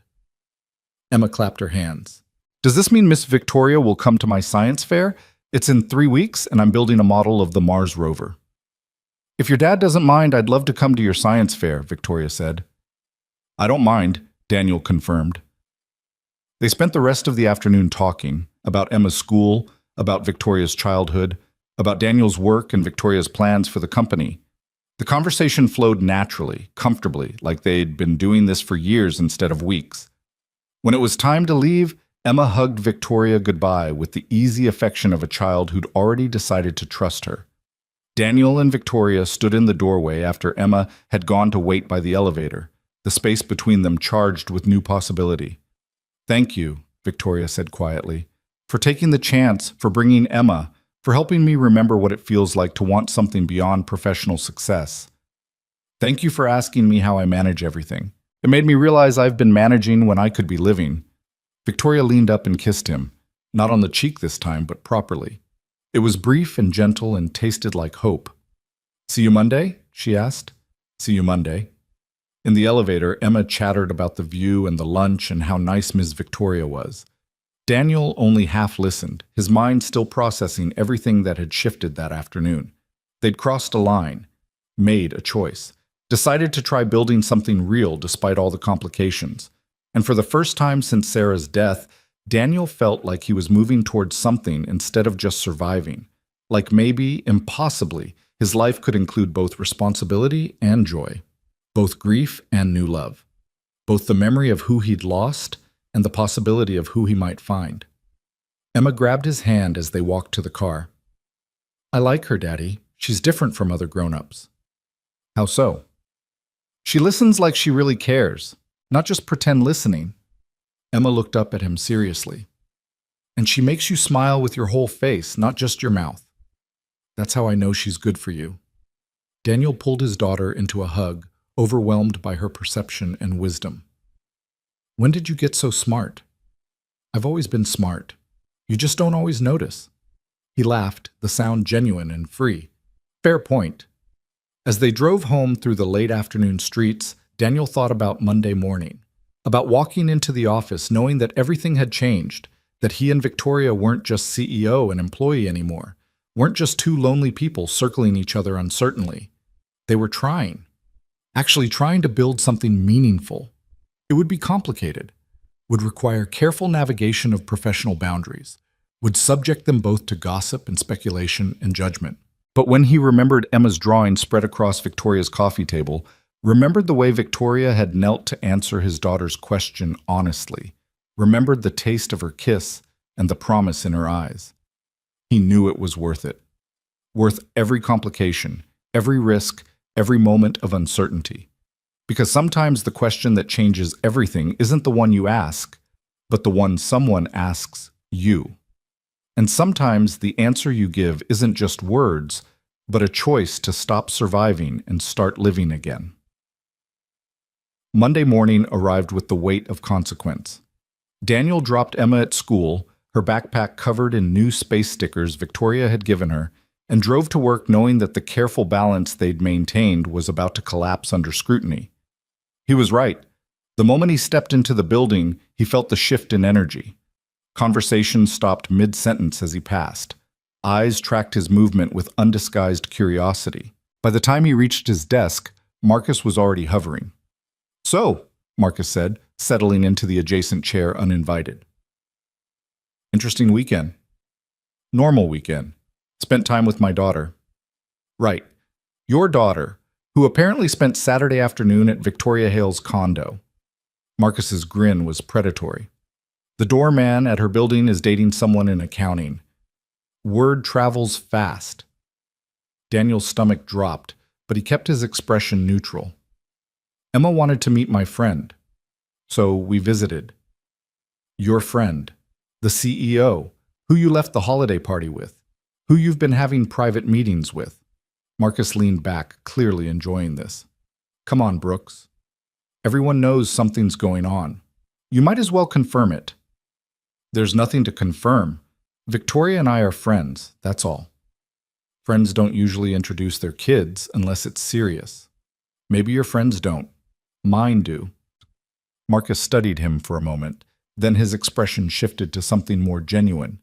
"Look, I'm not trying to give you a hard time. I'm actually impressed. Victoria Hale doesn't date, doesn't have friends, barely acknowledges that employees are human, and somehow you've gotten past all that." He paused. "Just be careful, okay? The power dynamic here is complicated. If things go south, you're the one who'll suffer the consequences." The concern in Marcus's voice was unexpected. "I appreciate the warning." "I mean it. I know you've got your daughter to think about. Can't afford to lose this job over a relationship that might not work out. After Marcus left, Daniel sat at his desk trying to focus on work while his mind raced through implications. The gossip was worse than he'd anticipated. By noon, everyone would know. By tomorrow, it would be office legend, the mid-level operations manager dating the CEO. His phone buzzed. Victoria's name on the screen. We need to talk. My office? Lunch? Daniel's heart rate accelerated. I'll be there. The morning crawled past. Daniel attended a production meeting where he could feel everyone's eyes on him, answered emails while half his mind strategized about the conversation to come. At 11:45, he took the elevator to the 12th floor, his palms sweating despite the cool air. Jennifer waved him through with an expression that suggested she knew exactly why he was there. Victoria's office door was open, but she was on the phone, her back to the entrance as she looked out over the city. I don't care what the timeline was originally, she was saying, her voice sharp with authority. If we can't deliver quality, we don't deliver at all. Push the launch back 2 weeks and get it right. A pause. No, 2 weeks is not negotiable. Tell the client we're committed to excellence, not arbitrary deadlines. She ended the call and turned, her expression softening when she saw Daniel.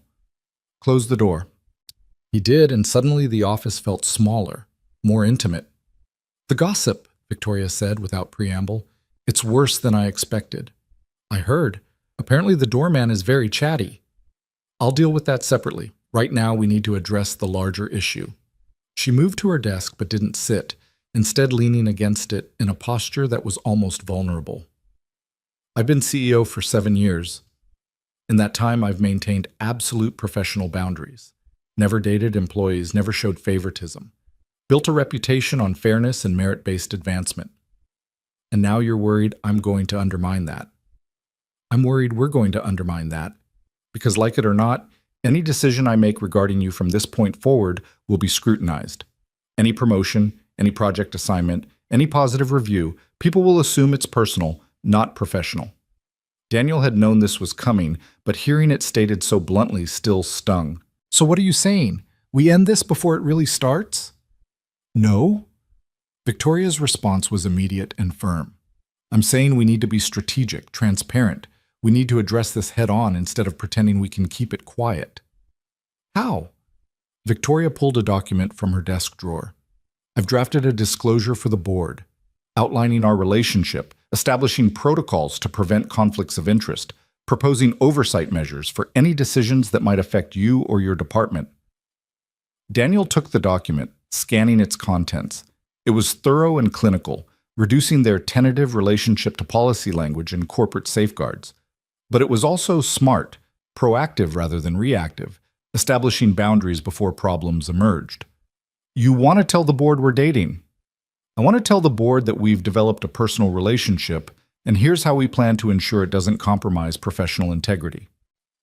Victoria's voice was steady, but Daniel could see tension in her shoulders. It's the only way to do this right. Full transparency, clear boundaries, documented oversight. And if they say no, if they decide it's too much of a liability, then I'll respect their decision. But I'm hoping they'll see this as responsible leadership rather than reckless behavior. She met his eyes. I'm also hoping you'll support this approach, because I can't do it without you being equally committed to maintaining those boundaries. Daniel set down the document. What does that mean practically? It means at work, we're CEO and operations manager, nothing more. No private meetings without business justification, no preferential treatment, no public displays of affection. Victoria's expression was serious. I know it sounds cold, but it's the only way to protect both of us. And more importantly, it's the only way to protect the integrity of the company.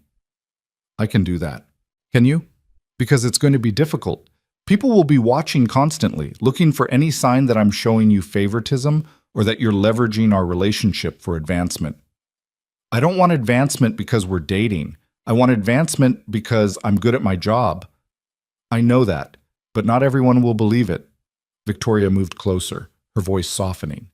Daniel, I need you to understand what you're signing up for. This isn't just about us navigating a relationship.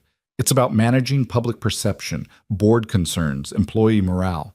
It's about you potentially sacrificing career opportunities because anything I give you will be questioned. Daniel thought about Marcus's warning, about the precarious position he was putting himself in, thought about Emma and the stability she needed, about the career he'd built carefully over 3 years. But he also thought about Saturday afternoon, Emma's laughter, Victoria's genuine smile, the feeling of possibility that had filled her condo. Thought about the question Victoria had asked in the coffee shop. How do you stay human? This was how.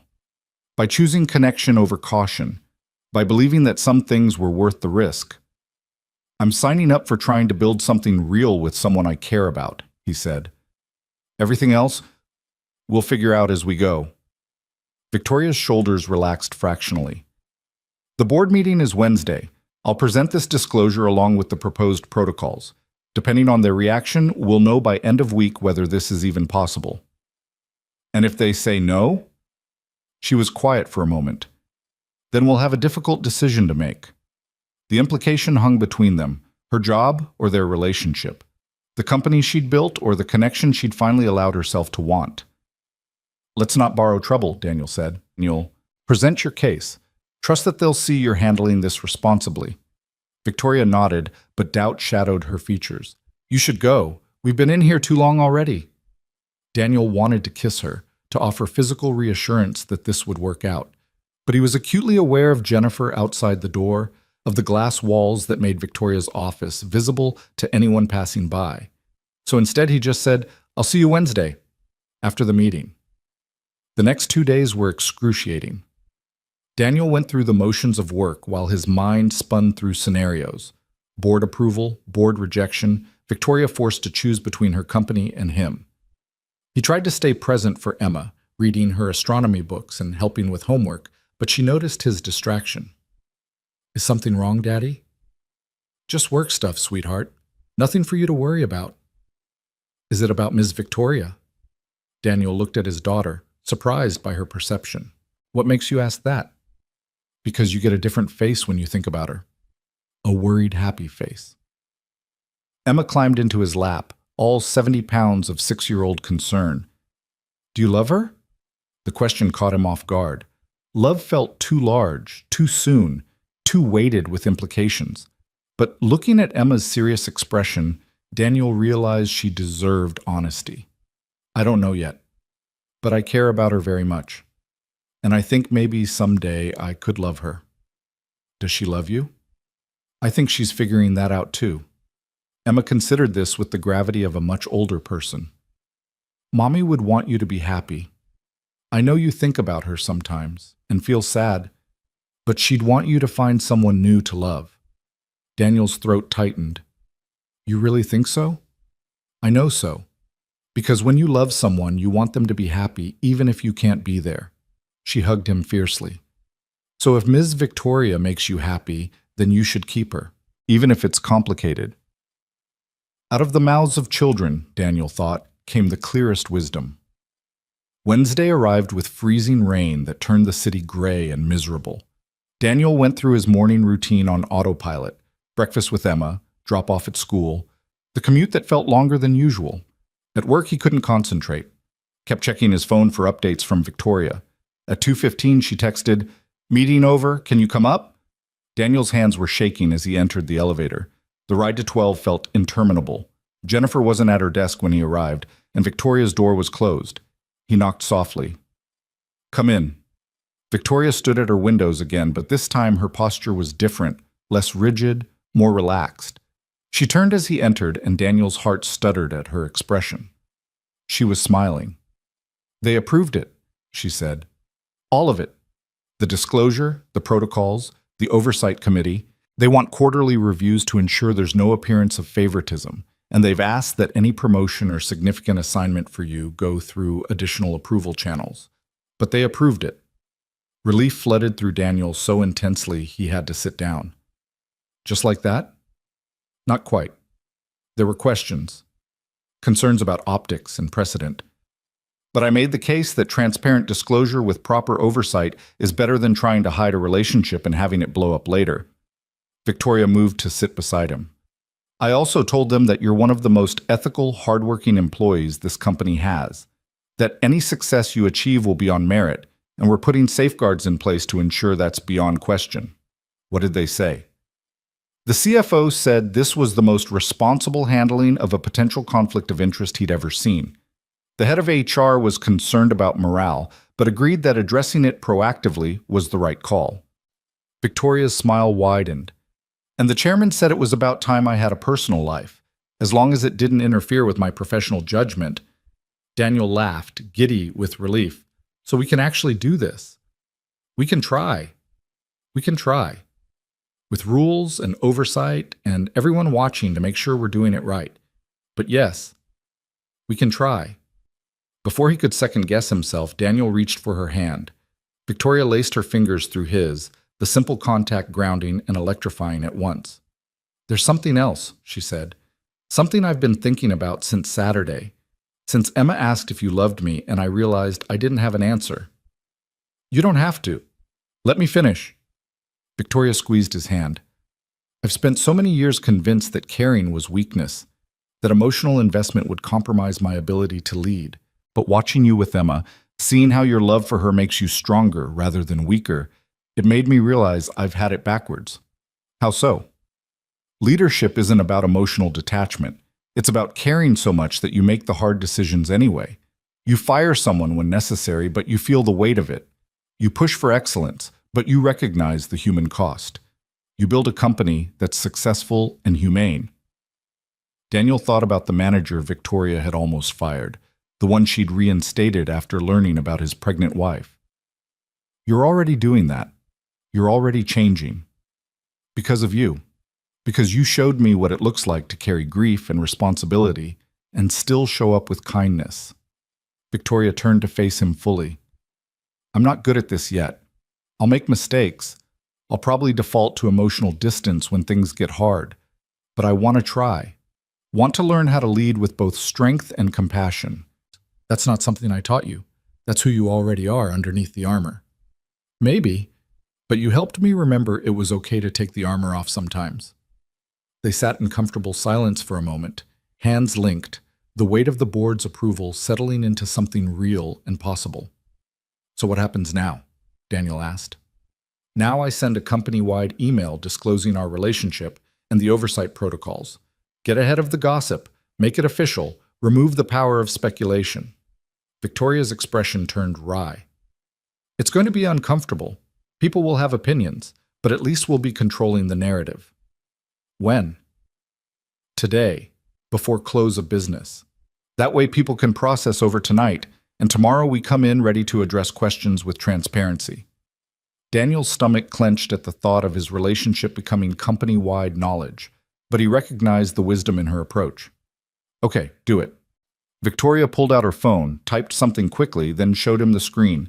The email was concise and professional, acknowledging that she and Daniel Brooks from operations had developed a personal relationship, outlining the protocols established to prevent conflicts of interest, inviting anyone with concerns to speak with HR. It struck the perfect balance between disclosure and privacy. That works, Daniel said. Victoria hit send, and somewhere in the building 600 email notifications went out simultaneously. No going back now, she murmured. No going back. Daniel's phone started buzzing almost immediately, texts from Marcus, from other colleagues, from people he barely knew. He silenced it, focusing on Victoria instead. How are you feeling? He asked. Terrified. Relieved? Hopeful? She laughed shakily. Is it possible to feel all those things at once? Absolutely. I feel them every time I look at Emma and remember I'm responsible for another human's entire existence. That's different. Emma is your daughter. This is just us figuring out if we fit together. It's not just anything. It's you choosing vulnerability over control. That takes courage. Victoria stood, pacing to her windows and back. I keep waiting for the regret to hit, for the voice in my head that says I've made a terrible mistake, that I'm compromising everything I've built for a relationship that might not even work. And it's not coming. All I feel is relief that I don't have to hide anymore, that I can care about someone openly, even if it's complicated. Before Daniel could respond, Jennifer knocked on the door frame. Ms. Hale, HR wants to schedule a meeting to discuss response protocols for the email, and you have 3 board members on hold. Victoria's professional mask slid back into place instantly. Tell them I'll call back within the hour. And schedule HR for first thing tomorrow morning. Jennifer nodded and disappeared. Victoria turned back to Daniel. You should go. We both have work to do, and we've been in here too long already. Okay, but Victoria? He waited until she looked at him. Thank you for choosing this, for choosing us. Thank you for being worth choosing. Daniel left her office and returned to operations, where the gossip was already at fever pitch. He fielded questions with the same line. Yes, we're dating. Yes, the board approved it. Yes, there are protocols in place. No, I won't be getting special treatment. Most people seemed genuinely happy for him. A few were clearly skeptical. Marcus just grinned and said, I knew it. That evening, after putting Emma to bed, Daniel sat on his couch with a beer he didn't really want and tried to process everything that had happened. His phone buzzed with a text from Victoria. Survived the board callbacks. They're surprisingly supportive. How are you holding up? Fielded about 100 questions. Still employed. Counting that as a win. More than a win. You handled it perfectly. So did you. A pause, then. Emma asked if I loved you. I didn't have an answer then. Still don't really. But I'm starting to think maybe I could. If you'll be patient while I figure it out. Daniel stared at the message, his heart doing complicated things in his chest. He typed and deleted several responses before settling on the truth. Take all the time you need. I'm not going anywhere. Even if this gets harder before it gets easier, especially then. Another pause, longer this time. I'm glad it's you, Daniel. Glad you didn't leave me alone that night. Glad you kept showing up even when it would have been easier to walk away. I'm glad too. Now get some sleep. Tomorrow's going to be intense. Good night, Daniel. Good night, Victoria. Daniel set down his phone and leaned back against the couch, exhaustion and exhilaration warring in his chest. They'd done it. Disclosed the relationship, established boundaries, gotten board approval.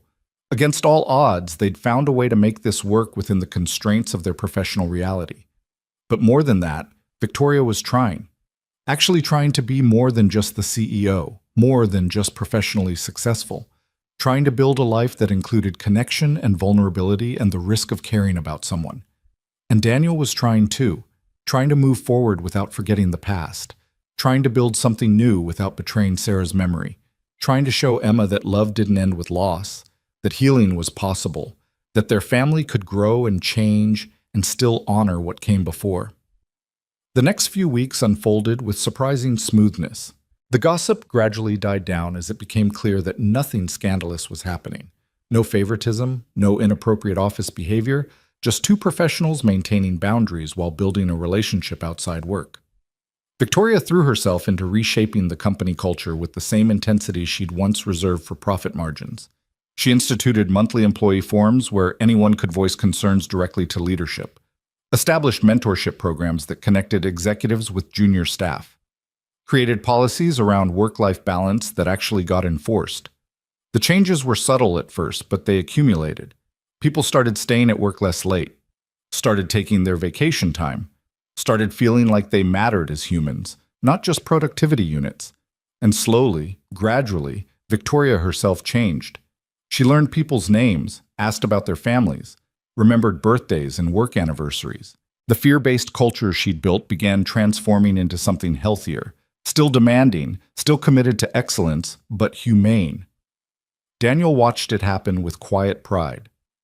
This was the woman he'd glimpsed at 3 a.m. on her bathroom floor, the one who cared deeply but had forgotten how to show it. Now she was remembering, relearning, becoming someone who could be both strong and compassionate. They kept their relationship deliberately low-key, dinners at quiet restaurants, weekends at Victoria's condo or Daniel's apartment, gradually introducing Victoria into Emma's life in ways that felt natural rather than forced. Emma's science fair came, and Victoria showed up with genuine enthusiasm, asking detailed questions about Mars rover design and praising Emma's presentation skills. Afterward, Emma whispered to Daniel, "I really like her, Daddy. She's good people." Good people. The highest compliment his daughter could give. One Friday evening in late February, 3 months after the holiday party that started everything, Daniel and Victoria sat in his modest living room while Emma slept down the hall. The space was cluttered with toys and books and the comfortable chaos of single parenthood, so different from Victoria's pristine condo. "I like it here," Victoria said, curled up on his secondhand couch with wine in a mug because he didn't own proper glasses. "It feels lived in, real." "It's a mess," Daniel corrected. "It's a home. There's a difference." She looked around at the children's drawings on the walls, the solar system project still spread across the dining table, the evidence of Emma everywhere. "I never had this. Never built a space that felt like anything except a showroom." "You could, if you wanted." "I'm starting to want. That's new for me." Victoria set down her mug. "Daniel, I need to tell you something, and I need you to hear me out before responding." His stomach clenched. "Okay. I'm stepping back, not from the company, but from the day-to-day operations. Promoting our COO to president, keeping the CEO title, but delegating most of the execution." She watched his face carefully. "I want time. Time to build a life outside work.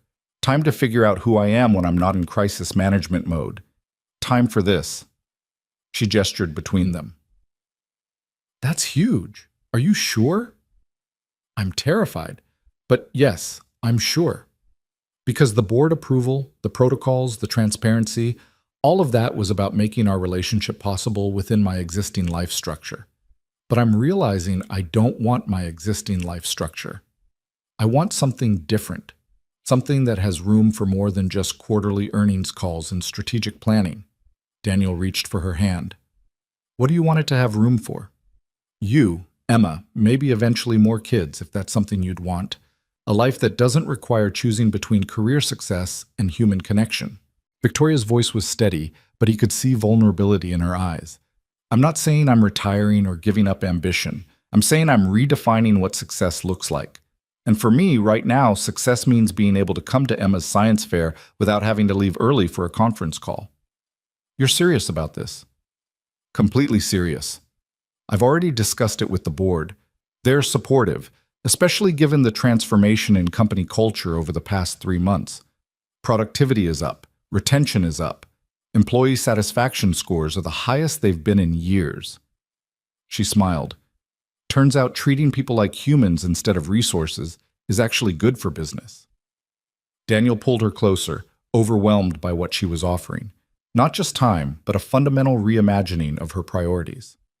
"I don't want you to sacrifice your career for me." "I'm not sacrificing. I'm choosing. There's a difference." Victoria settled against his shoulder. "For so long, I thought my worth was tied entirely to professional achievement, that if I wasn't constantly proving myself, I'd lose everything I'd built. But you taught me that worth comes from connection, from showing up for people, from being more than just a job title."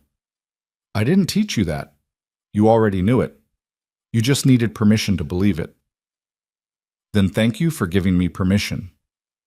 They sat in comfortable silence, the only sound Emma's soft breathing from her room and the distant hum of Chicago traffic. Daniel thought about how far they'd both come from that night at the holiday party. Victoria drunk and alone, him convinced that helping her would cost him everything. Instead, helping her had expanded his life in ways he never could have imagined, had shown him that grief and new love could coexist, that moving forward didn't mean forgetting, that opening himself to connection again didn't dishonor Sarah's memory.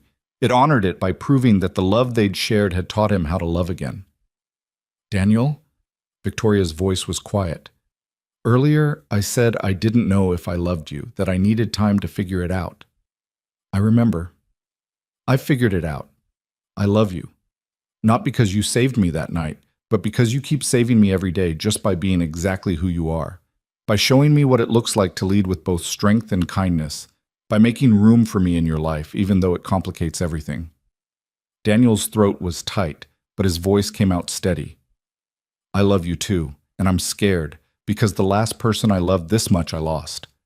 But I'm choosing to trust that this time is different, that we get to build something that lasts." Victoria kissed him then, and it tasted like promise and possibility and the future they were carefully constructing together. When she left that night, Daniel stood at his window watching her car disappear into the city lights, feeling something he hadn't felt in 4 years. Complete. Not because Victoria had filled some emptiness in him, Emma had kept him from being truly empty, but because for the first time since Sarah's death, he felt like his life had room for more than just survival, room for joy and partnership and the beautiful complexity of loving someone while honoring the past. He checked on Emma one more time before bed, found her sprawled across her mattress with the astronomy book still open beside her. Daniel closed the book gently, pulled her blanket up, and kissed her forehead. "You were right, sweetheart," he whispered. "She's good people, and I think we're going to be okay." Emma didn't wake, just smiled slightly in her sleep, and Daniel felt certain, bone-deep certain, that they were moving in the right direction. Not away from loss, but through it and beyond it. Not forgetting the past, but building a future that honored it. Not choosing between grief and joy, but finding a way to hold both with equal grace. And that, Daniel thought as he finally fell asleep, was what staying human really meant. Spring arrived in Chicago with the tentative optimism of something that had survived a brutal winter. The city shook off its gray coat, trees along Michigan Avenue budding with new green, and the lakefront filled with runners and cyclists celebrating temperatures above 50 degrees.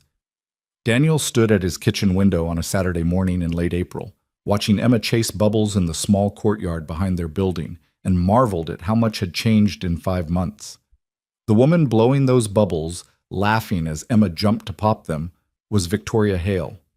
Not the CEO in her armor, but someone softer, more present, wearing jeans and one of Daniel's old sweatshirts. "You're staring," Victoria said, catching him through the window. "Just appreciating the view." She grinned and blew an enormous bubble in his direction. Emma shrieked with delight and popped it, soap residue catching in her dark hair. Daniel's phone buzzed on the counter. A text from his sister-in-law, Sarah's sister, Michelle, whom he hadn't heard from in months. "Can we talk? I'm in Chicago this weekend. Coffee tomorrow?" His stomach tightened. Michelle had been supportive after Sarah's death, helpful with Emma, but their relationship had gradually faded to holiday cards and birthday calls. Her sudden desire to meet felt ominous. Victoria came in through the back door, Emma trailing behind her. "What's wrong? You look worried." "Michelle wants to meet tomorrow, Sarah's sister." Understanding crossed Victoria's face. They'd talked about Sarah extensively over the past months, about the guilt Daniel still carried, about the grief that would never fully disappear, about how to honor that loss while building something new. Victoria had listened without judgment, asked questions without pushing, created space for Sarah's memory in their relationship. "Do you want me to come with you?" she asked. "I don't know. Maybe it's better if I go alone first. See what she wants." Emma tugged on Victoria's sweatshirt. "Can we get lunch after Bubbles? I'm hungry." "Lunch sounds perfect. What do you want?" "Pizza, with the little pepperonis that curl up when they cook." Victoria and Daniel exchanged a look over Emma's head, the kind of wordless communication that had developed between them, the shorthand of two people learning each other's rhythms. "Pizza it is," Daniel said, "but first you need to wash the bubble soap out of your hair." Emma groaned dramatically but ran off toward the bathroom. Victoria moved to stand beside Daniel at the counter, her shoulder warm against his. "Whatever Michelle wants to talk about, we'll handle it together," she said quietly. "Even if I'm not physically there, you're not alone in this." Daniel pulled her close, breathing in the scent of her shampoo mixed with spring air and bubble solution. "I know, that's still new, the not being alone part. Good new or scary new?" "Both. Mostly good. Mostly." They spent the afternoon in comfortable domesticity, pizza lunch, a trip to the Museum of Science and Industry where Emma spent 2 hours in the space exhibit, early dinner at a Thai place Emma loved because they served mango sticky rice. Victoria fit seamlessly into their routine, no longer the awkward outsider trying too hard, but a natural part of their small family unit. That night, after Emma was asleep, Daniel and Victoria sat on his couch with the TV on mute, just existing together in the quiet. She'd started keeping clothes at his apartment, toiletries in his bathroom, books on his nightstand. Small markers of integration that felt monumental. "I'm nervous about tomorrow," Daniel admitted. "Michelle and I haven't really talked since Emma's 5th birthday, over a year ago." "Why do you think she wants to meet now?" "I don't know. Maybe she heard about you somehow. Sarah's parents live in California, but Michelle's here in Chicago. Someone could have told her I'm dating." Victoria was quiet for a moment. And you're worried she'll think you're betraying Sarah's memory. Aren't I? It's only been 4 years. Some people would say that's not enough time. Some people didn't lose their wife and have to single parent through grief while keeping themselves functional. Victoria turned to face him fully. Daniel, you're allowed to move forward. You're allowed to build a life that includes joy and partnership. Sarah's memory doesn't require you to remain alone forever. Emma said the same thing, that Sarah would want me to be happy. Emma's a smart kid. You should listen to her more often. Daniel managed a smile, but anxiety still coiled in his stomach. He'd been so focused on navigating his relationship with Victoria, on managing work dynamics and Emma's adjustment, that he hadn't fully considered how Sarah's family would react. The next morning arrived too quickly. Daniel dropped Emma at Mrs. T's. Chen's Victoria had offered to watch her, but Daniel thought it better to keep things simple, and drove to the coffee shop where he'd agreed to meet Michelle. She was already there when he arrived, sitting at a corner table with her hands wrapped around a latte. Michelle had Sarah's eyes, the same deep brown that Emma had inherited, and seeing her always hit Daniel with a wave of memory. Daniel! She stood to hug him, and he relaxed fractionally. If she was angry or judgmental, she was hiding it well. They sat, made small talk about Emma and Michelle's job as a teacher, carefully avoiding whatever had prompted this meeting. Finally, Michelle set down her coffee and met his eyes directly. I heard you're seeing someone. Victoria Hale. Daniel's defenses went up immediately. Who told you? Does it matter? Chicago's not that big, and apparently you're dating someone fairly high profile. Michelle's expression was unreadable. I wanted to talk to you about it before saying anything to Sarah's parents. There's nothing to say. Victoria and I are together. We're happy. Emma likes her. Daniel heard the defensiveness in his own voice and tried to soften it. Michelle, I loved your sister. I'll always love her. But she's gone, and I'm still here, and I'm trying to build a life that honors her memory while not being buried by it. I know, and I'm not here to give you grief about moving on. Michelle reached across the table, touching his hand briefly. I'm here because I owe you an apology. That wasn't what Daniel had expected. For what? For disappearing. After Sarah died, after the funeral, after those first awful months, I pulled back, stopped calling as much, stopped visiting, let our relationship fade to nothing. Michelle's eyes were bright with unshed tears. I told myself it was because seeing you and Emma hurt too much, reminded me of what we'd lost. But the truth is, I was angry at you. Daniel went very still. Angry? For not seeing how bad she was getting, for not preventing it, for being there when she died and somehow not being able to save her. Michelle's voice cracked. I know that's not fair. I know Sarah hid her depression well, that you were doing your best, that you couldn't have known. But grief isn't rational, and I blamed you anyway. The admission landed like a physical blow. Daniel had suspected some of Sarah's family held him responsible, but hearing it confirmed still hurt. I don't blame you anymore, Michelle continued quickly. I've been in therapy, working through it, and I understand now that Sarah's death wasn't your fault, that depression is an illness, and sometimes people die from illnesses despite our best efforts to save them. But I needed you to know that's why I pulled away. Not because I stopped caring about you and Emma, but because I was processing my own grief badly. Daniel's throat was tight. I blame myself too. Still do sometimes. Wonder if I'd paid closer attention, asked better questions, pushed harder for her to get help. You can't live in that what if. It'll destroy you. Michelle wiped at her eyes. That's what therapy taught me. You can acknowledge mistakes without letting them define your entire life. You can honor Sarah's memory without sacrificing your own happiness to grief. That's what Victoria's been teaching me too. Then she sounds like someone worth keeping. Michelle managed a watery smile. Tell me about her. How'd you meet? Daniel told her the story, the holiday party, the bathroom floor conversation, the careful navigation of their relationship through professional complications. Michelle listened without interruption, her expression shifting from skepticism to understanding to something that looked like approval. She sounds nothing like Sarah, Michelle observed when he finished. No, she's completely different. Sarah was warm and open and wore her heart on her sleeve. Victoria's guarded and analytical and has spent years building walls. Daniel paused. But they're both strong, both smart, both capable of incredible love when they allow themselves to be vulnerable. And you love her, Victoria? Yes, not the same way I loved Sarah. That was first love, the foundation of my adult life. This is different, built on mutual understanding, shared struggles, conscious choice. Daniel met Michelle's eyes. But it's real. And it's good.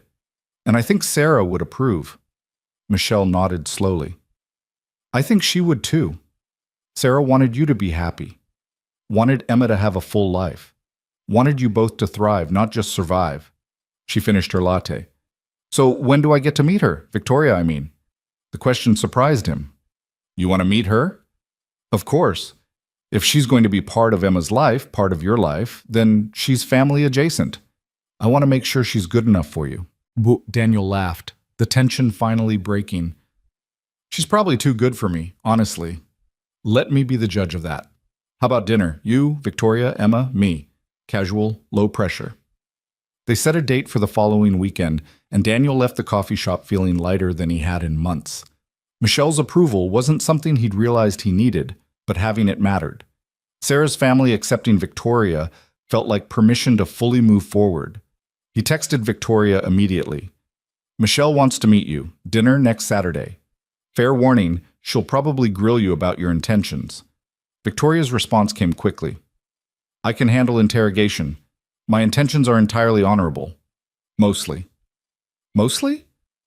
Well, I do have some thoroughly dishonorable thoughts about you, but those are private. Daniel grinned at his phone, then drove to pick up Emma from Mrs. Chen's.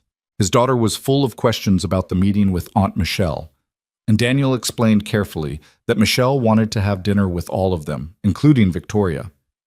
Is she going to be mean to Ms. Victoria? Emma asked with 6-year-old bluntness.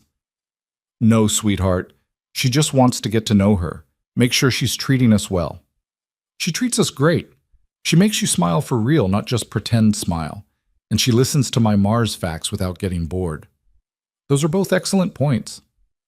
That evening, Victoria came over for dinner, and Daniel told her about his conversation with Michelle, the apology, the blame, the gradual acceptance and healing. I'm glad she reached out, Victoria said, helping him chop vegetables while Emma set the table with elaborate care. Family connections matter, especially for Emma. Having her aunt back in her life is important. Even if that aunt is going to judge whether you're good enough for us? Especially then. It means she cares, and honestly, I'm more nervous about Emma's judgment than Michelle's. From the dining room, Emma called out, I already judged you. You passed. Victoria laughed. Well, that's a relief. They fell into the comfortable rhythm of cooking together, a routine they'd developed over months of shared meals. Victoria had learned to cook out of necessity. Her pristine kitchen no longer looked like a showroom, but like a space actually used for preparing food. She still wasn't great at it, but she tried, and Daniel found her efforts endearing. After dinner, while Emma did homework at the kitchen table, Victoria and Daniel cleaned up together. I need to tell you something, Victoria said, her voice carefully neutral. And I need you to hear me out completely before responding. Daniel's hand stilled in the soapy water. That phrasing usually preceded something significant. Okay. Victoria dried her hands on a towel, then leaned against the counter facing him. The board offered me a consulting position, part-time, advisory role, good pay, but minimal day-to-day involvement. It would give me even more flexibility, more time to focus on other things. That sounds perfect. What's the catch? The catch is I'd be giving up the CEO title entirely, becoming former CEO Victoria Hale instead of current CEO. And I'm not sure I'm ready for that identity shift. Daniel turned to face her fully. What do you want? Honestly, I want time. Time to figure out who I am when I'm not defined by corporate leadership. Time to be more present for you and Emma. Time to maybe explore other interests, other ways of contributing that don't require 70-hour weeks and constant crisis management. Then take it. It's not that simple.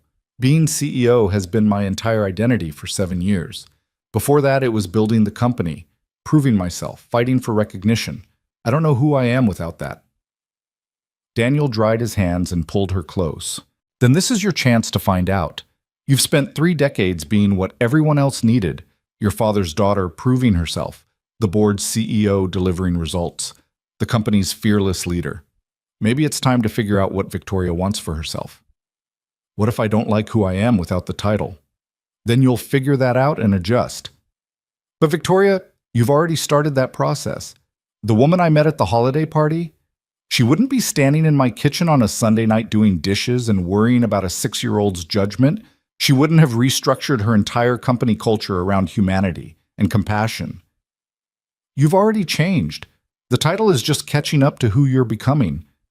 Victoria was quiet for a long moment, her head resting against his shoulder. I'm scared, she admitted. I know, change is terrifying, but you don't have to do it alone. Is this what you meant when you said we'd carry each other's weight? That I'd make hard decisions and you'd help me process them? Exactly that. She pulled back to look at him. Then I'm taking the consulting position, effective end of June, which gives me 2 months to transition everything and prepare mentally for not being CEO anymore. How does that feel? Terrifying and liberating in equal measure. Victoria managed a smile. Ask me again in 3 months if I made the right choice. From the kitchen table, Emma looked up from her math homework. Are you going to be around more, Ms. Victoria? Because Daddy said you work a lot, and that's why you can't always come to my school stuff. Victoria moved to sit beside Emma. I'm going to be around much more. In fact, I was thinking maybe we could do something special this summer. The 3 of us. A trip somewhere. Emma's eyes went wide. Like where? I don't know. Where would you want to go? Space camp. Emma's response was immediate and enthusiastic. There's one in Alabama where you get to train like real astronauts and everything. Victoria looked at Daniel, who shrugged with a smile. Space camp it is then. We'll look into it. Emma threw her arms around Victoria with the unself-conscious affection of a child who'd fully accepted someone into her inner circle. This is the best day ever. Watching them, Daniel felt something slot into place. This was his family now, not replacing what he'd had with Sarah, but expanding to include new love, new possibility. Emma had her father and the memory of her mother, but she also had Victoria, who showed up consistently and cared genuinely and made space for a child's dreams about Mars and astronauts. The dinner with Michelle the following Saturday went better than Daniel had hoped. Michelle arrived with homemade cookies and a genuine smile, her earlier skepticism apparently set aside. She and Victoria hit it off immediately, bonding over unexpected common ground. Both had lost parents young. Both had built careers in male-dominated fields. Both appreciated dry humor and direct communication. You're good for him, Michelle said quietly while Daniel was in the kitchen with Emma. I can see it. He's more present, more alive, less haunted. Victoria's expression softened. He's good for me too. Taught me how to be human again when I'd forgotten. Sarah would have liked you. She always said Daniel needed someone who could match his intensity, challenge his assumptions. You do that. I hope so. I'm trying to be worthy of what he's offering, not just his love, but Emma's trust, your family's acceptance. Michelle reached across the table, squeezing Victoria's hand briefly. You're already worthy. Just keep showing up. That's all any of us can do. As spring turned to summer, their lives found a new rhythm. Victoria transitioned out of the CEO role with the same precision she'd brought to everything else, ensuring her successor was fully prepared and the company culture changes she'd implemented would continue. Her last day at Hale Industries was emotional. Employees lined up to thank her for transforming the workplace, for seeing them as humans rather than resources, for proving that success and compassion weren't mutually exclusive. Daniel attended her goodbye party, no longer an awkward presence, but openly acknowledged as her partner. They'd navigated the professional complications successfully, maintaining boundaries while building a relationship, and the company had thrived because of it, rather than in spite of it. You did it, Daniel told her that evening as they sat in her condo, soon to be their condo, as they'd started discussing combining households. Changed an entire corporate culture and walked away on your own terms. We did it, Victoria corrected. I couldn't have done any of this without you showing me it was possible to lead with both strength and heart. July brought Space Camp in Alabama, where Emma was in heaven, and Victoria proved surprisingly adept at zero-gravity simulations. They stayed in a modest hotel, spent evenings swimming in the pool, fell into bed exhausted and happy. It felt like a real family vacation, complete with sunburns and souvenir t-shirts, and Emma's nonstop chatter about everything she'd learned. On their last night, after Emma had fallen asleep between them in the hotel bed, she'd insisted on sleeping with both of them, unwilling to waste a minute in a separate room. Victoria and Daniel stood on the small balcony watching fireflies drift across the humid southern night. "I want to ask you something," Victoria said, her voice quiet so as not to wake Emma. "And you can say no, or say you need time, or just ask." She turned to face him, and in the dim light from the parking lot below, Daniel could see vulnerability and hope warring in her expression. "Move in with me. Properly. Not just keeping clothes at each other's places, but actually combining our lives. You and Emma, me, all of us together." Victoria spoke quickly, as if afraid she'd lose courage if she slowed down. "I know it's fast by some standards, but we've already been building toward this. And I want it officially. Want to wake up to you and Emma every morning, want to be there for homework and bedtime stories and all the ordinary moments that make a life." Daniel's heart was racing. They'd discussed this in abstract terms, but hearing Victoria state it so directly made it real and immediate and slightly terrifying. "What about Emma's school, my job, all the logistics?" "Your commute from my place is actually shorter. Emma's school is equidistant. We'd have more space than your current apartment, and I've already been thinking about how to make it feel like home for her. Dedicate a room for her, let her decorate however she wants. Make sure she has space that's truly hers." "You've really thought this through?" "Of course I have. I'm analytical by nature." Victoria smiled. "But the analysis isn't what's driving this. The wanting is. I want to build a life with you and Emma. Want to be part of your family, not just adjacent to it." Daniel looked back through the sliding glass door at Emma, sprawled across the bed in her Space Camp t-shirt, completely at peace. He thought about what Michelle had said, that Sarah would want them to thrive, not just survive. Thought about the past 7 months, how Victoria had integrated into their lives with patience and genuine care. Thought about how ready he was to stop dividing his life into segments and instead blend it into one cohesive whole. "Yes," he said. "Let's do it. Let's build this life together." Victoria's smile was incandescent. "Really? You're sure?" "I'm sure. I love you, Victoria. And I want Emma to grow up seeing what healthy partnership looks like. I want us to be a family, officially and completely." She kissed him then, soft and sweet and full of promise. When they pulled apart, Victoria was crying.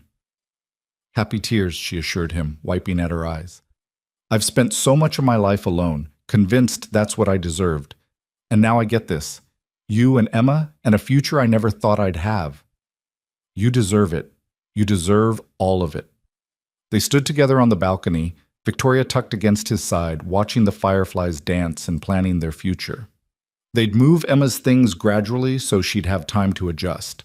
Would combine households thoughtfully, making sure everyone felt comfortable in the new space. Would navigate the 1,000 small logistics of merging 2 lives into one shared existence. But underneath the practical planning was something deeper, the recognition that they'd both been given an unexpected second chance. Daniel to love again after loss. Victoria to build a life beyond professional success. Both of them to discover that kindness offered without expectation could transform everything. August brought the move, which went surprisingly smoothly.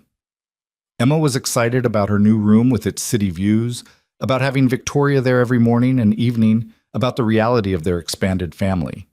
Mrs. Chen cried happy tears when they told her, insisting they still bring Emma to visit regularly.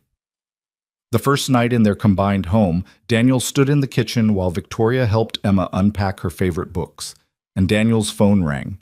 A number he didn't recognize, California area code. "Hello? Daniel? It's Margaret, Sarah's mother." His stomach dropped. He and Margaret had barely spoken since the funeral, their relationship strained by grief and geography, and the unspoken blame he'd always suspected she harbored. "Margaret, hi. Is everything okay?" "Everything's fine. Michelle told me about Victoria, about you moving in together." A pause. "I wanted to call and tell you I'm happy for you." Daniel almost dropped the phone. "You are?" "Sarah loved you so much, and she'd want you to be happy. to give Emma a stable home, to build a life that includes joy again. Margaret's voice was thick with emotion. I'm sorry I haven't said that sooner. Sorry I pulled away instead of supporting you. But I want you to know you have my blessing. You and Victoria both. Tears pricked Daniel's eyes. That means more than you know. Bring her to visit sometime. Bring Emma. Let us meet the woman who helped you heal. After they hung up, Daniel stood in his new kitchen, their kitchen, and felt the last piece of lingering guilt dissolve. Sarah's family approved. Sarah's memory was honored, not betrayed. He was allowed to be happy. Victoria appeared in the doorway, Emma trailing behind her. You okay? Yeah, more than okay. Daniel pulled them both into a hug. I'm exactly where I'm supposed to be. The fall brought new routines. Victoria threw herself into consulting work and discovered she loved having time for other things.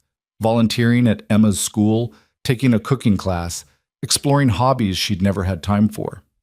Daniel continued excelling at work, earning a promotion that went through extensive oversight to ensure it was merit-based, which made the achievement feel even more meaningful. Emma thrived with two adults consistently present, her confidence growing, her curiosity expanding. She started calling Victoria V without anyone suggesting it, the nickname a sign of affection and comfort. In October, on an unseasonably warm Saturday, Victoria took Daniel and Emma to a park along the lakefront. Emma ran ahead to the playground while Victoria and Daniel walked slowly behind her. I need to ask you something, Victoria said, echoing her words from Alabama. And this one's even scarier than the last. Daniel's pulse quickened. Okay. Victoria stopped walking, turning to face him fully. I know we've only been together for less than a year.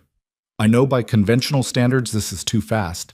But Daniel, I've spent 40 years of my life being careful and measured and waiting for the perfect moment. And I've learned that there's no perfect moment. There's just now. And whether you're brave enough to choose what you want. She pulled a small box from her jacket pocket. Daniel's breath caught. I want to marry you, Victoria said, opening the box to reveal a simple platinum band. I want to officially be Emma's stepmother. I want to build a family and a future and all the ordinary, extraordinary moments that make a life. I want mornings and evenings and the hard days and the beautiful days, all of it together. Daniel stared at the ring, his vision blurring with tears. This is crazy, he managed. Completely crazy. Impulsive and probably ill-advised by any rational metric. Sarah and I dated for 3 years before I proposed, engaged for another year before we married. I know. And I'm not trying to replace what you had with her. I'm trying to build something new, something that acknowledges we're both imperfect and scarred and still learning how to do this. Victoria's hands were shaking slightly. But if you need more time, if this is too much too soon, just say so. We can wait. I can wait. Daniel thought about the past year, about the holiday party that started everything, about Victoria drunk and alone and asking how he stayed human, about the journey from that night to this moment, the board meetings and transparency protocols, the gradual integration of their lives, the way Victoria had become essential to both his and Emma's happiness. Thought about Sarah's mother's blessing, about Emma calling Victoria V, about the second chance they'd both been given to build something meaningful. Yes, he said. Absolutely yes. Victoria's expression transformed from nervous hope to pure joy. She slipped the ring onto his finger, perfectly sized, because of course she'd figured that out somehow, and kissed him, while Emma cheered from the playground, clearly in on the surprise. Their wedding was small and intimate, held in late November at a private venue with floor-to-ceiling windows overlooking the lake. Just family and close friends, including Michelle and Sarah's parents, who flew in from California. Mrs. Chen served as Emma's designated guardian during the ceremony, though Emma had her own role as official ring bearer and family witness. Victoria wore a simple ivory dress instead of a traditional gown. Daniel wore his best suit. Emma wore a dress she'd picked out herself, complete with stars embroidered on the hem because space is always appropriate. When they exchanged vows, Daniel's voice cracked as he promised to love Victoria with patience and honesty, to be her partner in building a life that made space for both success and joy, to honor what they'd both overcome to get here. Victoria's vows were characteristically direct. I promise to keep learning how to be human, to choose connection over control, to show up for you and Emma every single day, to build a life that's measured not in quarterly earnings, but in moments of genuine happiness, and to never ever stop being grateful that you refused to leave me alone that night. The wedding officiant barely finished pronouncing them married before Emma launched herself at both of them, insisting on being part of the first married kiss. They laughed and included her. The three of them rapped together while their small group of loved ones applauded. At the reception, Michelle approached Daniel while Victoria danced with Emma to a song about planets and stars. "Sarah would be so happy for you," Michelle said quietly. "She'd love that Emma has Victoria, that you found someone who sees you clearly and loves you anyway." "I hope so. I like to think she sent Victoria to me somehow, orchestrated that whole night." "Maybe she did. Or maybe you were just brave enough to choose kindness when you could have chosen convenience." Michelle hugged him tightly. "Either way, you deserve this. All of this." As winter settled over Chicago for another year, their family found its rhythm. Daniel and Victoria navigated the ordinary challenges of blended family life, differing parenting approaches, scheduling conflicts, the ongoing adjustment of being partners instead of individuals. But they did it together, with honesty and patience and the mutual commitment to figuring it out. On a Friday evening in late December, almost exactly 1 year after the holiday party that started everything, Daniel came home to find Victoria and Emma building a blanket fort in the living room. "We're making a Mars habitat," Emma explained seriously. "It has to withstand extreme temperature fluctuations and radiation exposure." "Naturally," Daniel said, setting down his work bag. "And does this Mars habitat need structural support from someone with engineering knowledge?" "Desperately," Victoria confirmed, laughing as one side of the blanket fort collapsed.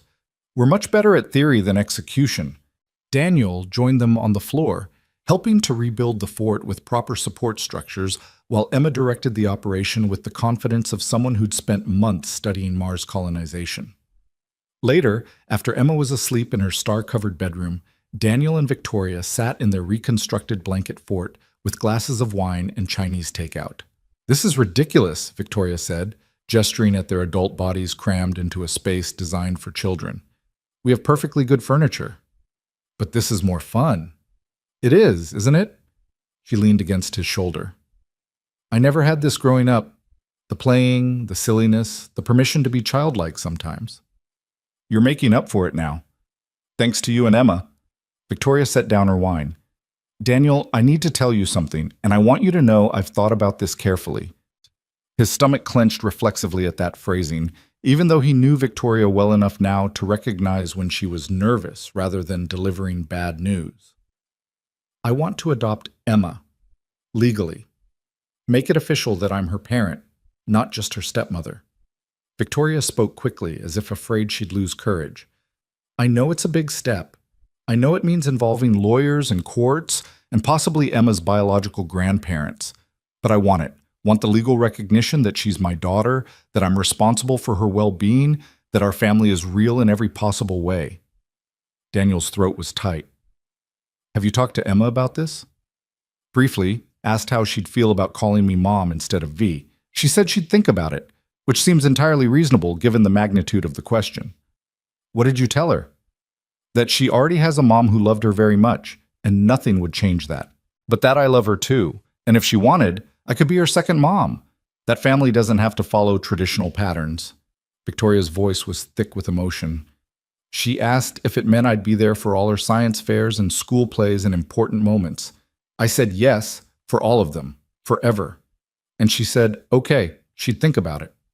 Daniel pulled Victoria closer, overwhelmed by what she was offering. Not just love, which she'd already given freely, but permanent legal commitment. The willingness to become Emma's parent in every sense of the word. "If Emma says yes, then yes," he said. "Let's make it official. Let's build this family completely." They sat in their ridiculous blanket fort, holding each other while the city lights glowed through the windows, and Daniel marveled at how far they'd both come.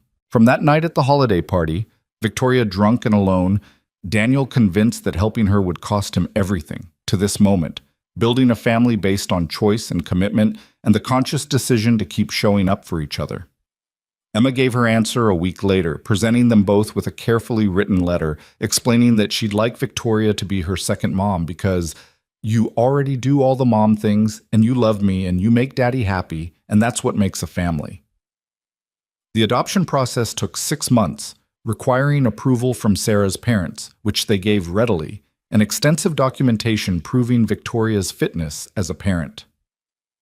When the judge finally signed the papers in June, making Victoria officially Emma's legal parent, all 3 of them cried in the courthouse. "We're a real family now," Emma announced to anyone who would listen. "I have a dad and a mom, and we're official." As if they hadn't been real before, Daniel thought with amusement. But he understood what she meant. The legal recognition mattered, made their chosen family as legitimate as any biological one. That summer they returned to space camp, but this time as a complete family unit. Victoria was no longer Dad's girlfriend or my stepmom, but simply my mom, and Emma introduced her that way with pride. On their last night, they sat together watching the stars emerge in the Alabama sky, the 3 of them on a blanket, Emma between her 2 parents, pointing out constellations and explaining the science of stellar formation. "Do you think Mommy Sarah can see us from heaven?" Emma asked suddenly. Daniel and Victoria exchanged a look over her head. They'd been careful to keep Sarah's memory alive, to talk about her openly, to make sure Emma knew about the mother she'd lost. "I think she can," Daniel said carefully. "And I think she's happy that you have 2 parents who love you very much." "I think so too." Emma was quiet for a moment. "I'm glad you didn't stay sad forever, Daddy. I'm glad you found Mom V." "Me too, sweetheart. Me too." Victoria wrapped her arm around both of them, and they lay there under the infinite stars, a family forged not by biology, but by choice, not by perfection, but by persistent effort, not by avoiding pain, but by moving through it toward something better. Years later, when people asked how they met, Daniel and Victoria would tell the story of the holiday party, the bathroom floor conversation, the decision to help when it would have been easier to walk away. They'd talk about how one night of unexpected kindness had transformed both their lives, proving that sometimes the person you save ends up saving you right back. But that night under the stars, with Emma between them dreaming of Mars and infinite possibilities, they didn't need to tell the story to anyone else. They were living it. Living proof that grief and joy could coexist. That professional success and personal fulfillment weren't mutually exclusive. That families came in all configurations, and love was love regardless of how it was built. That sometimes refusing to leave someone alone in their darkest moment didn't cost you everything. Sometimes it gave you everything you never knew you needed. And that was enough. More than enough. It was everything.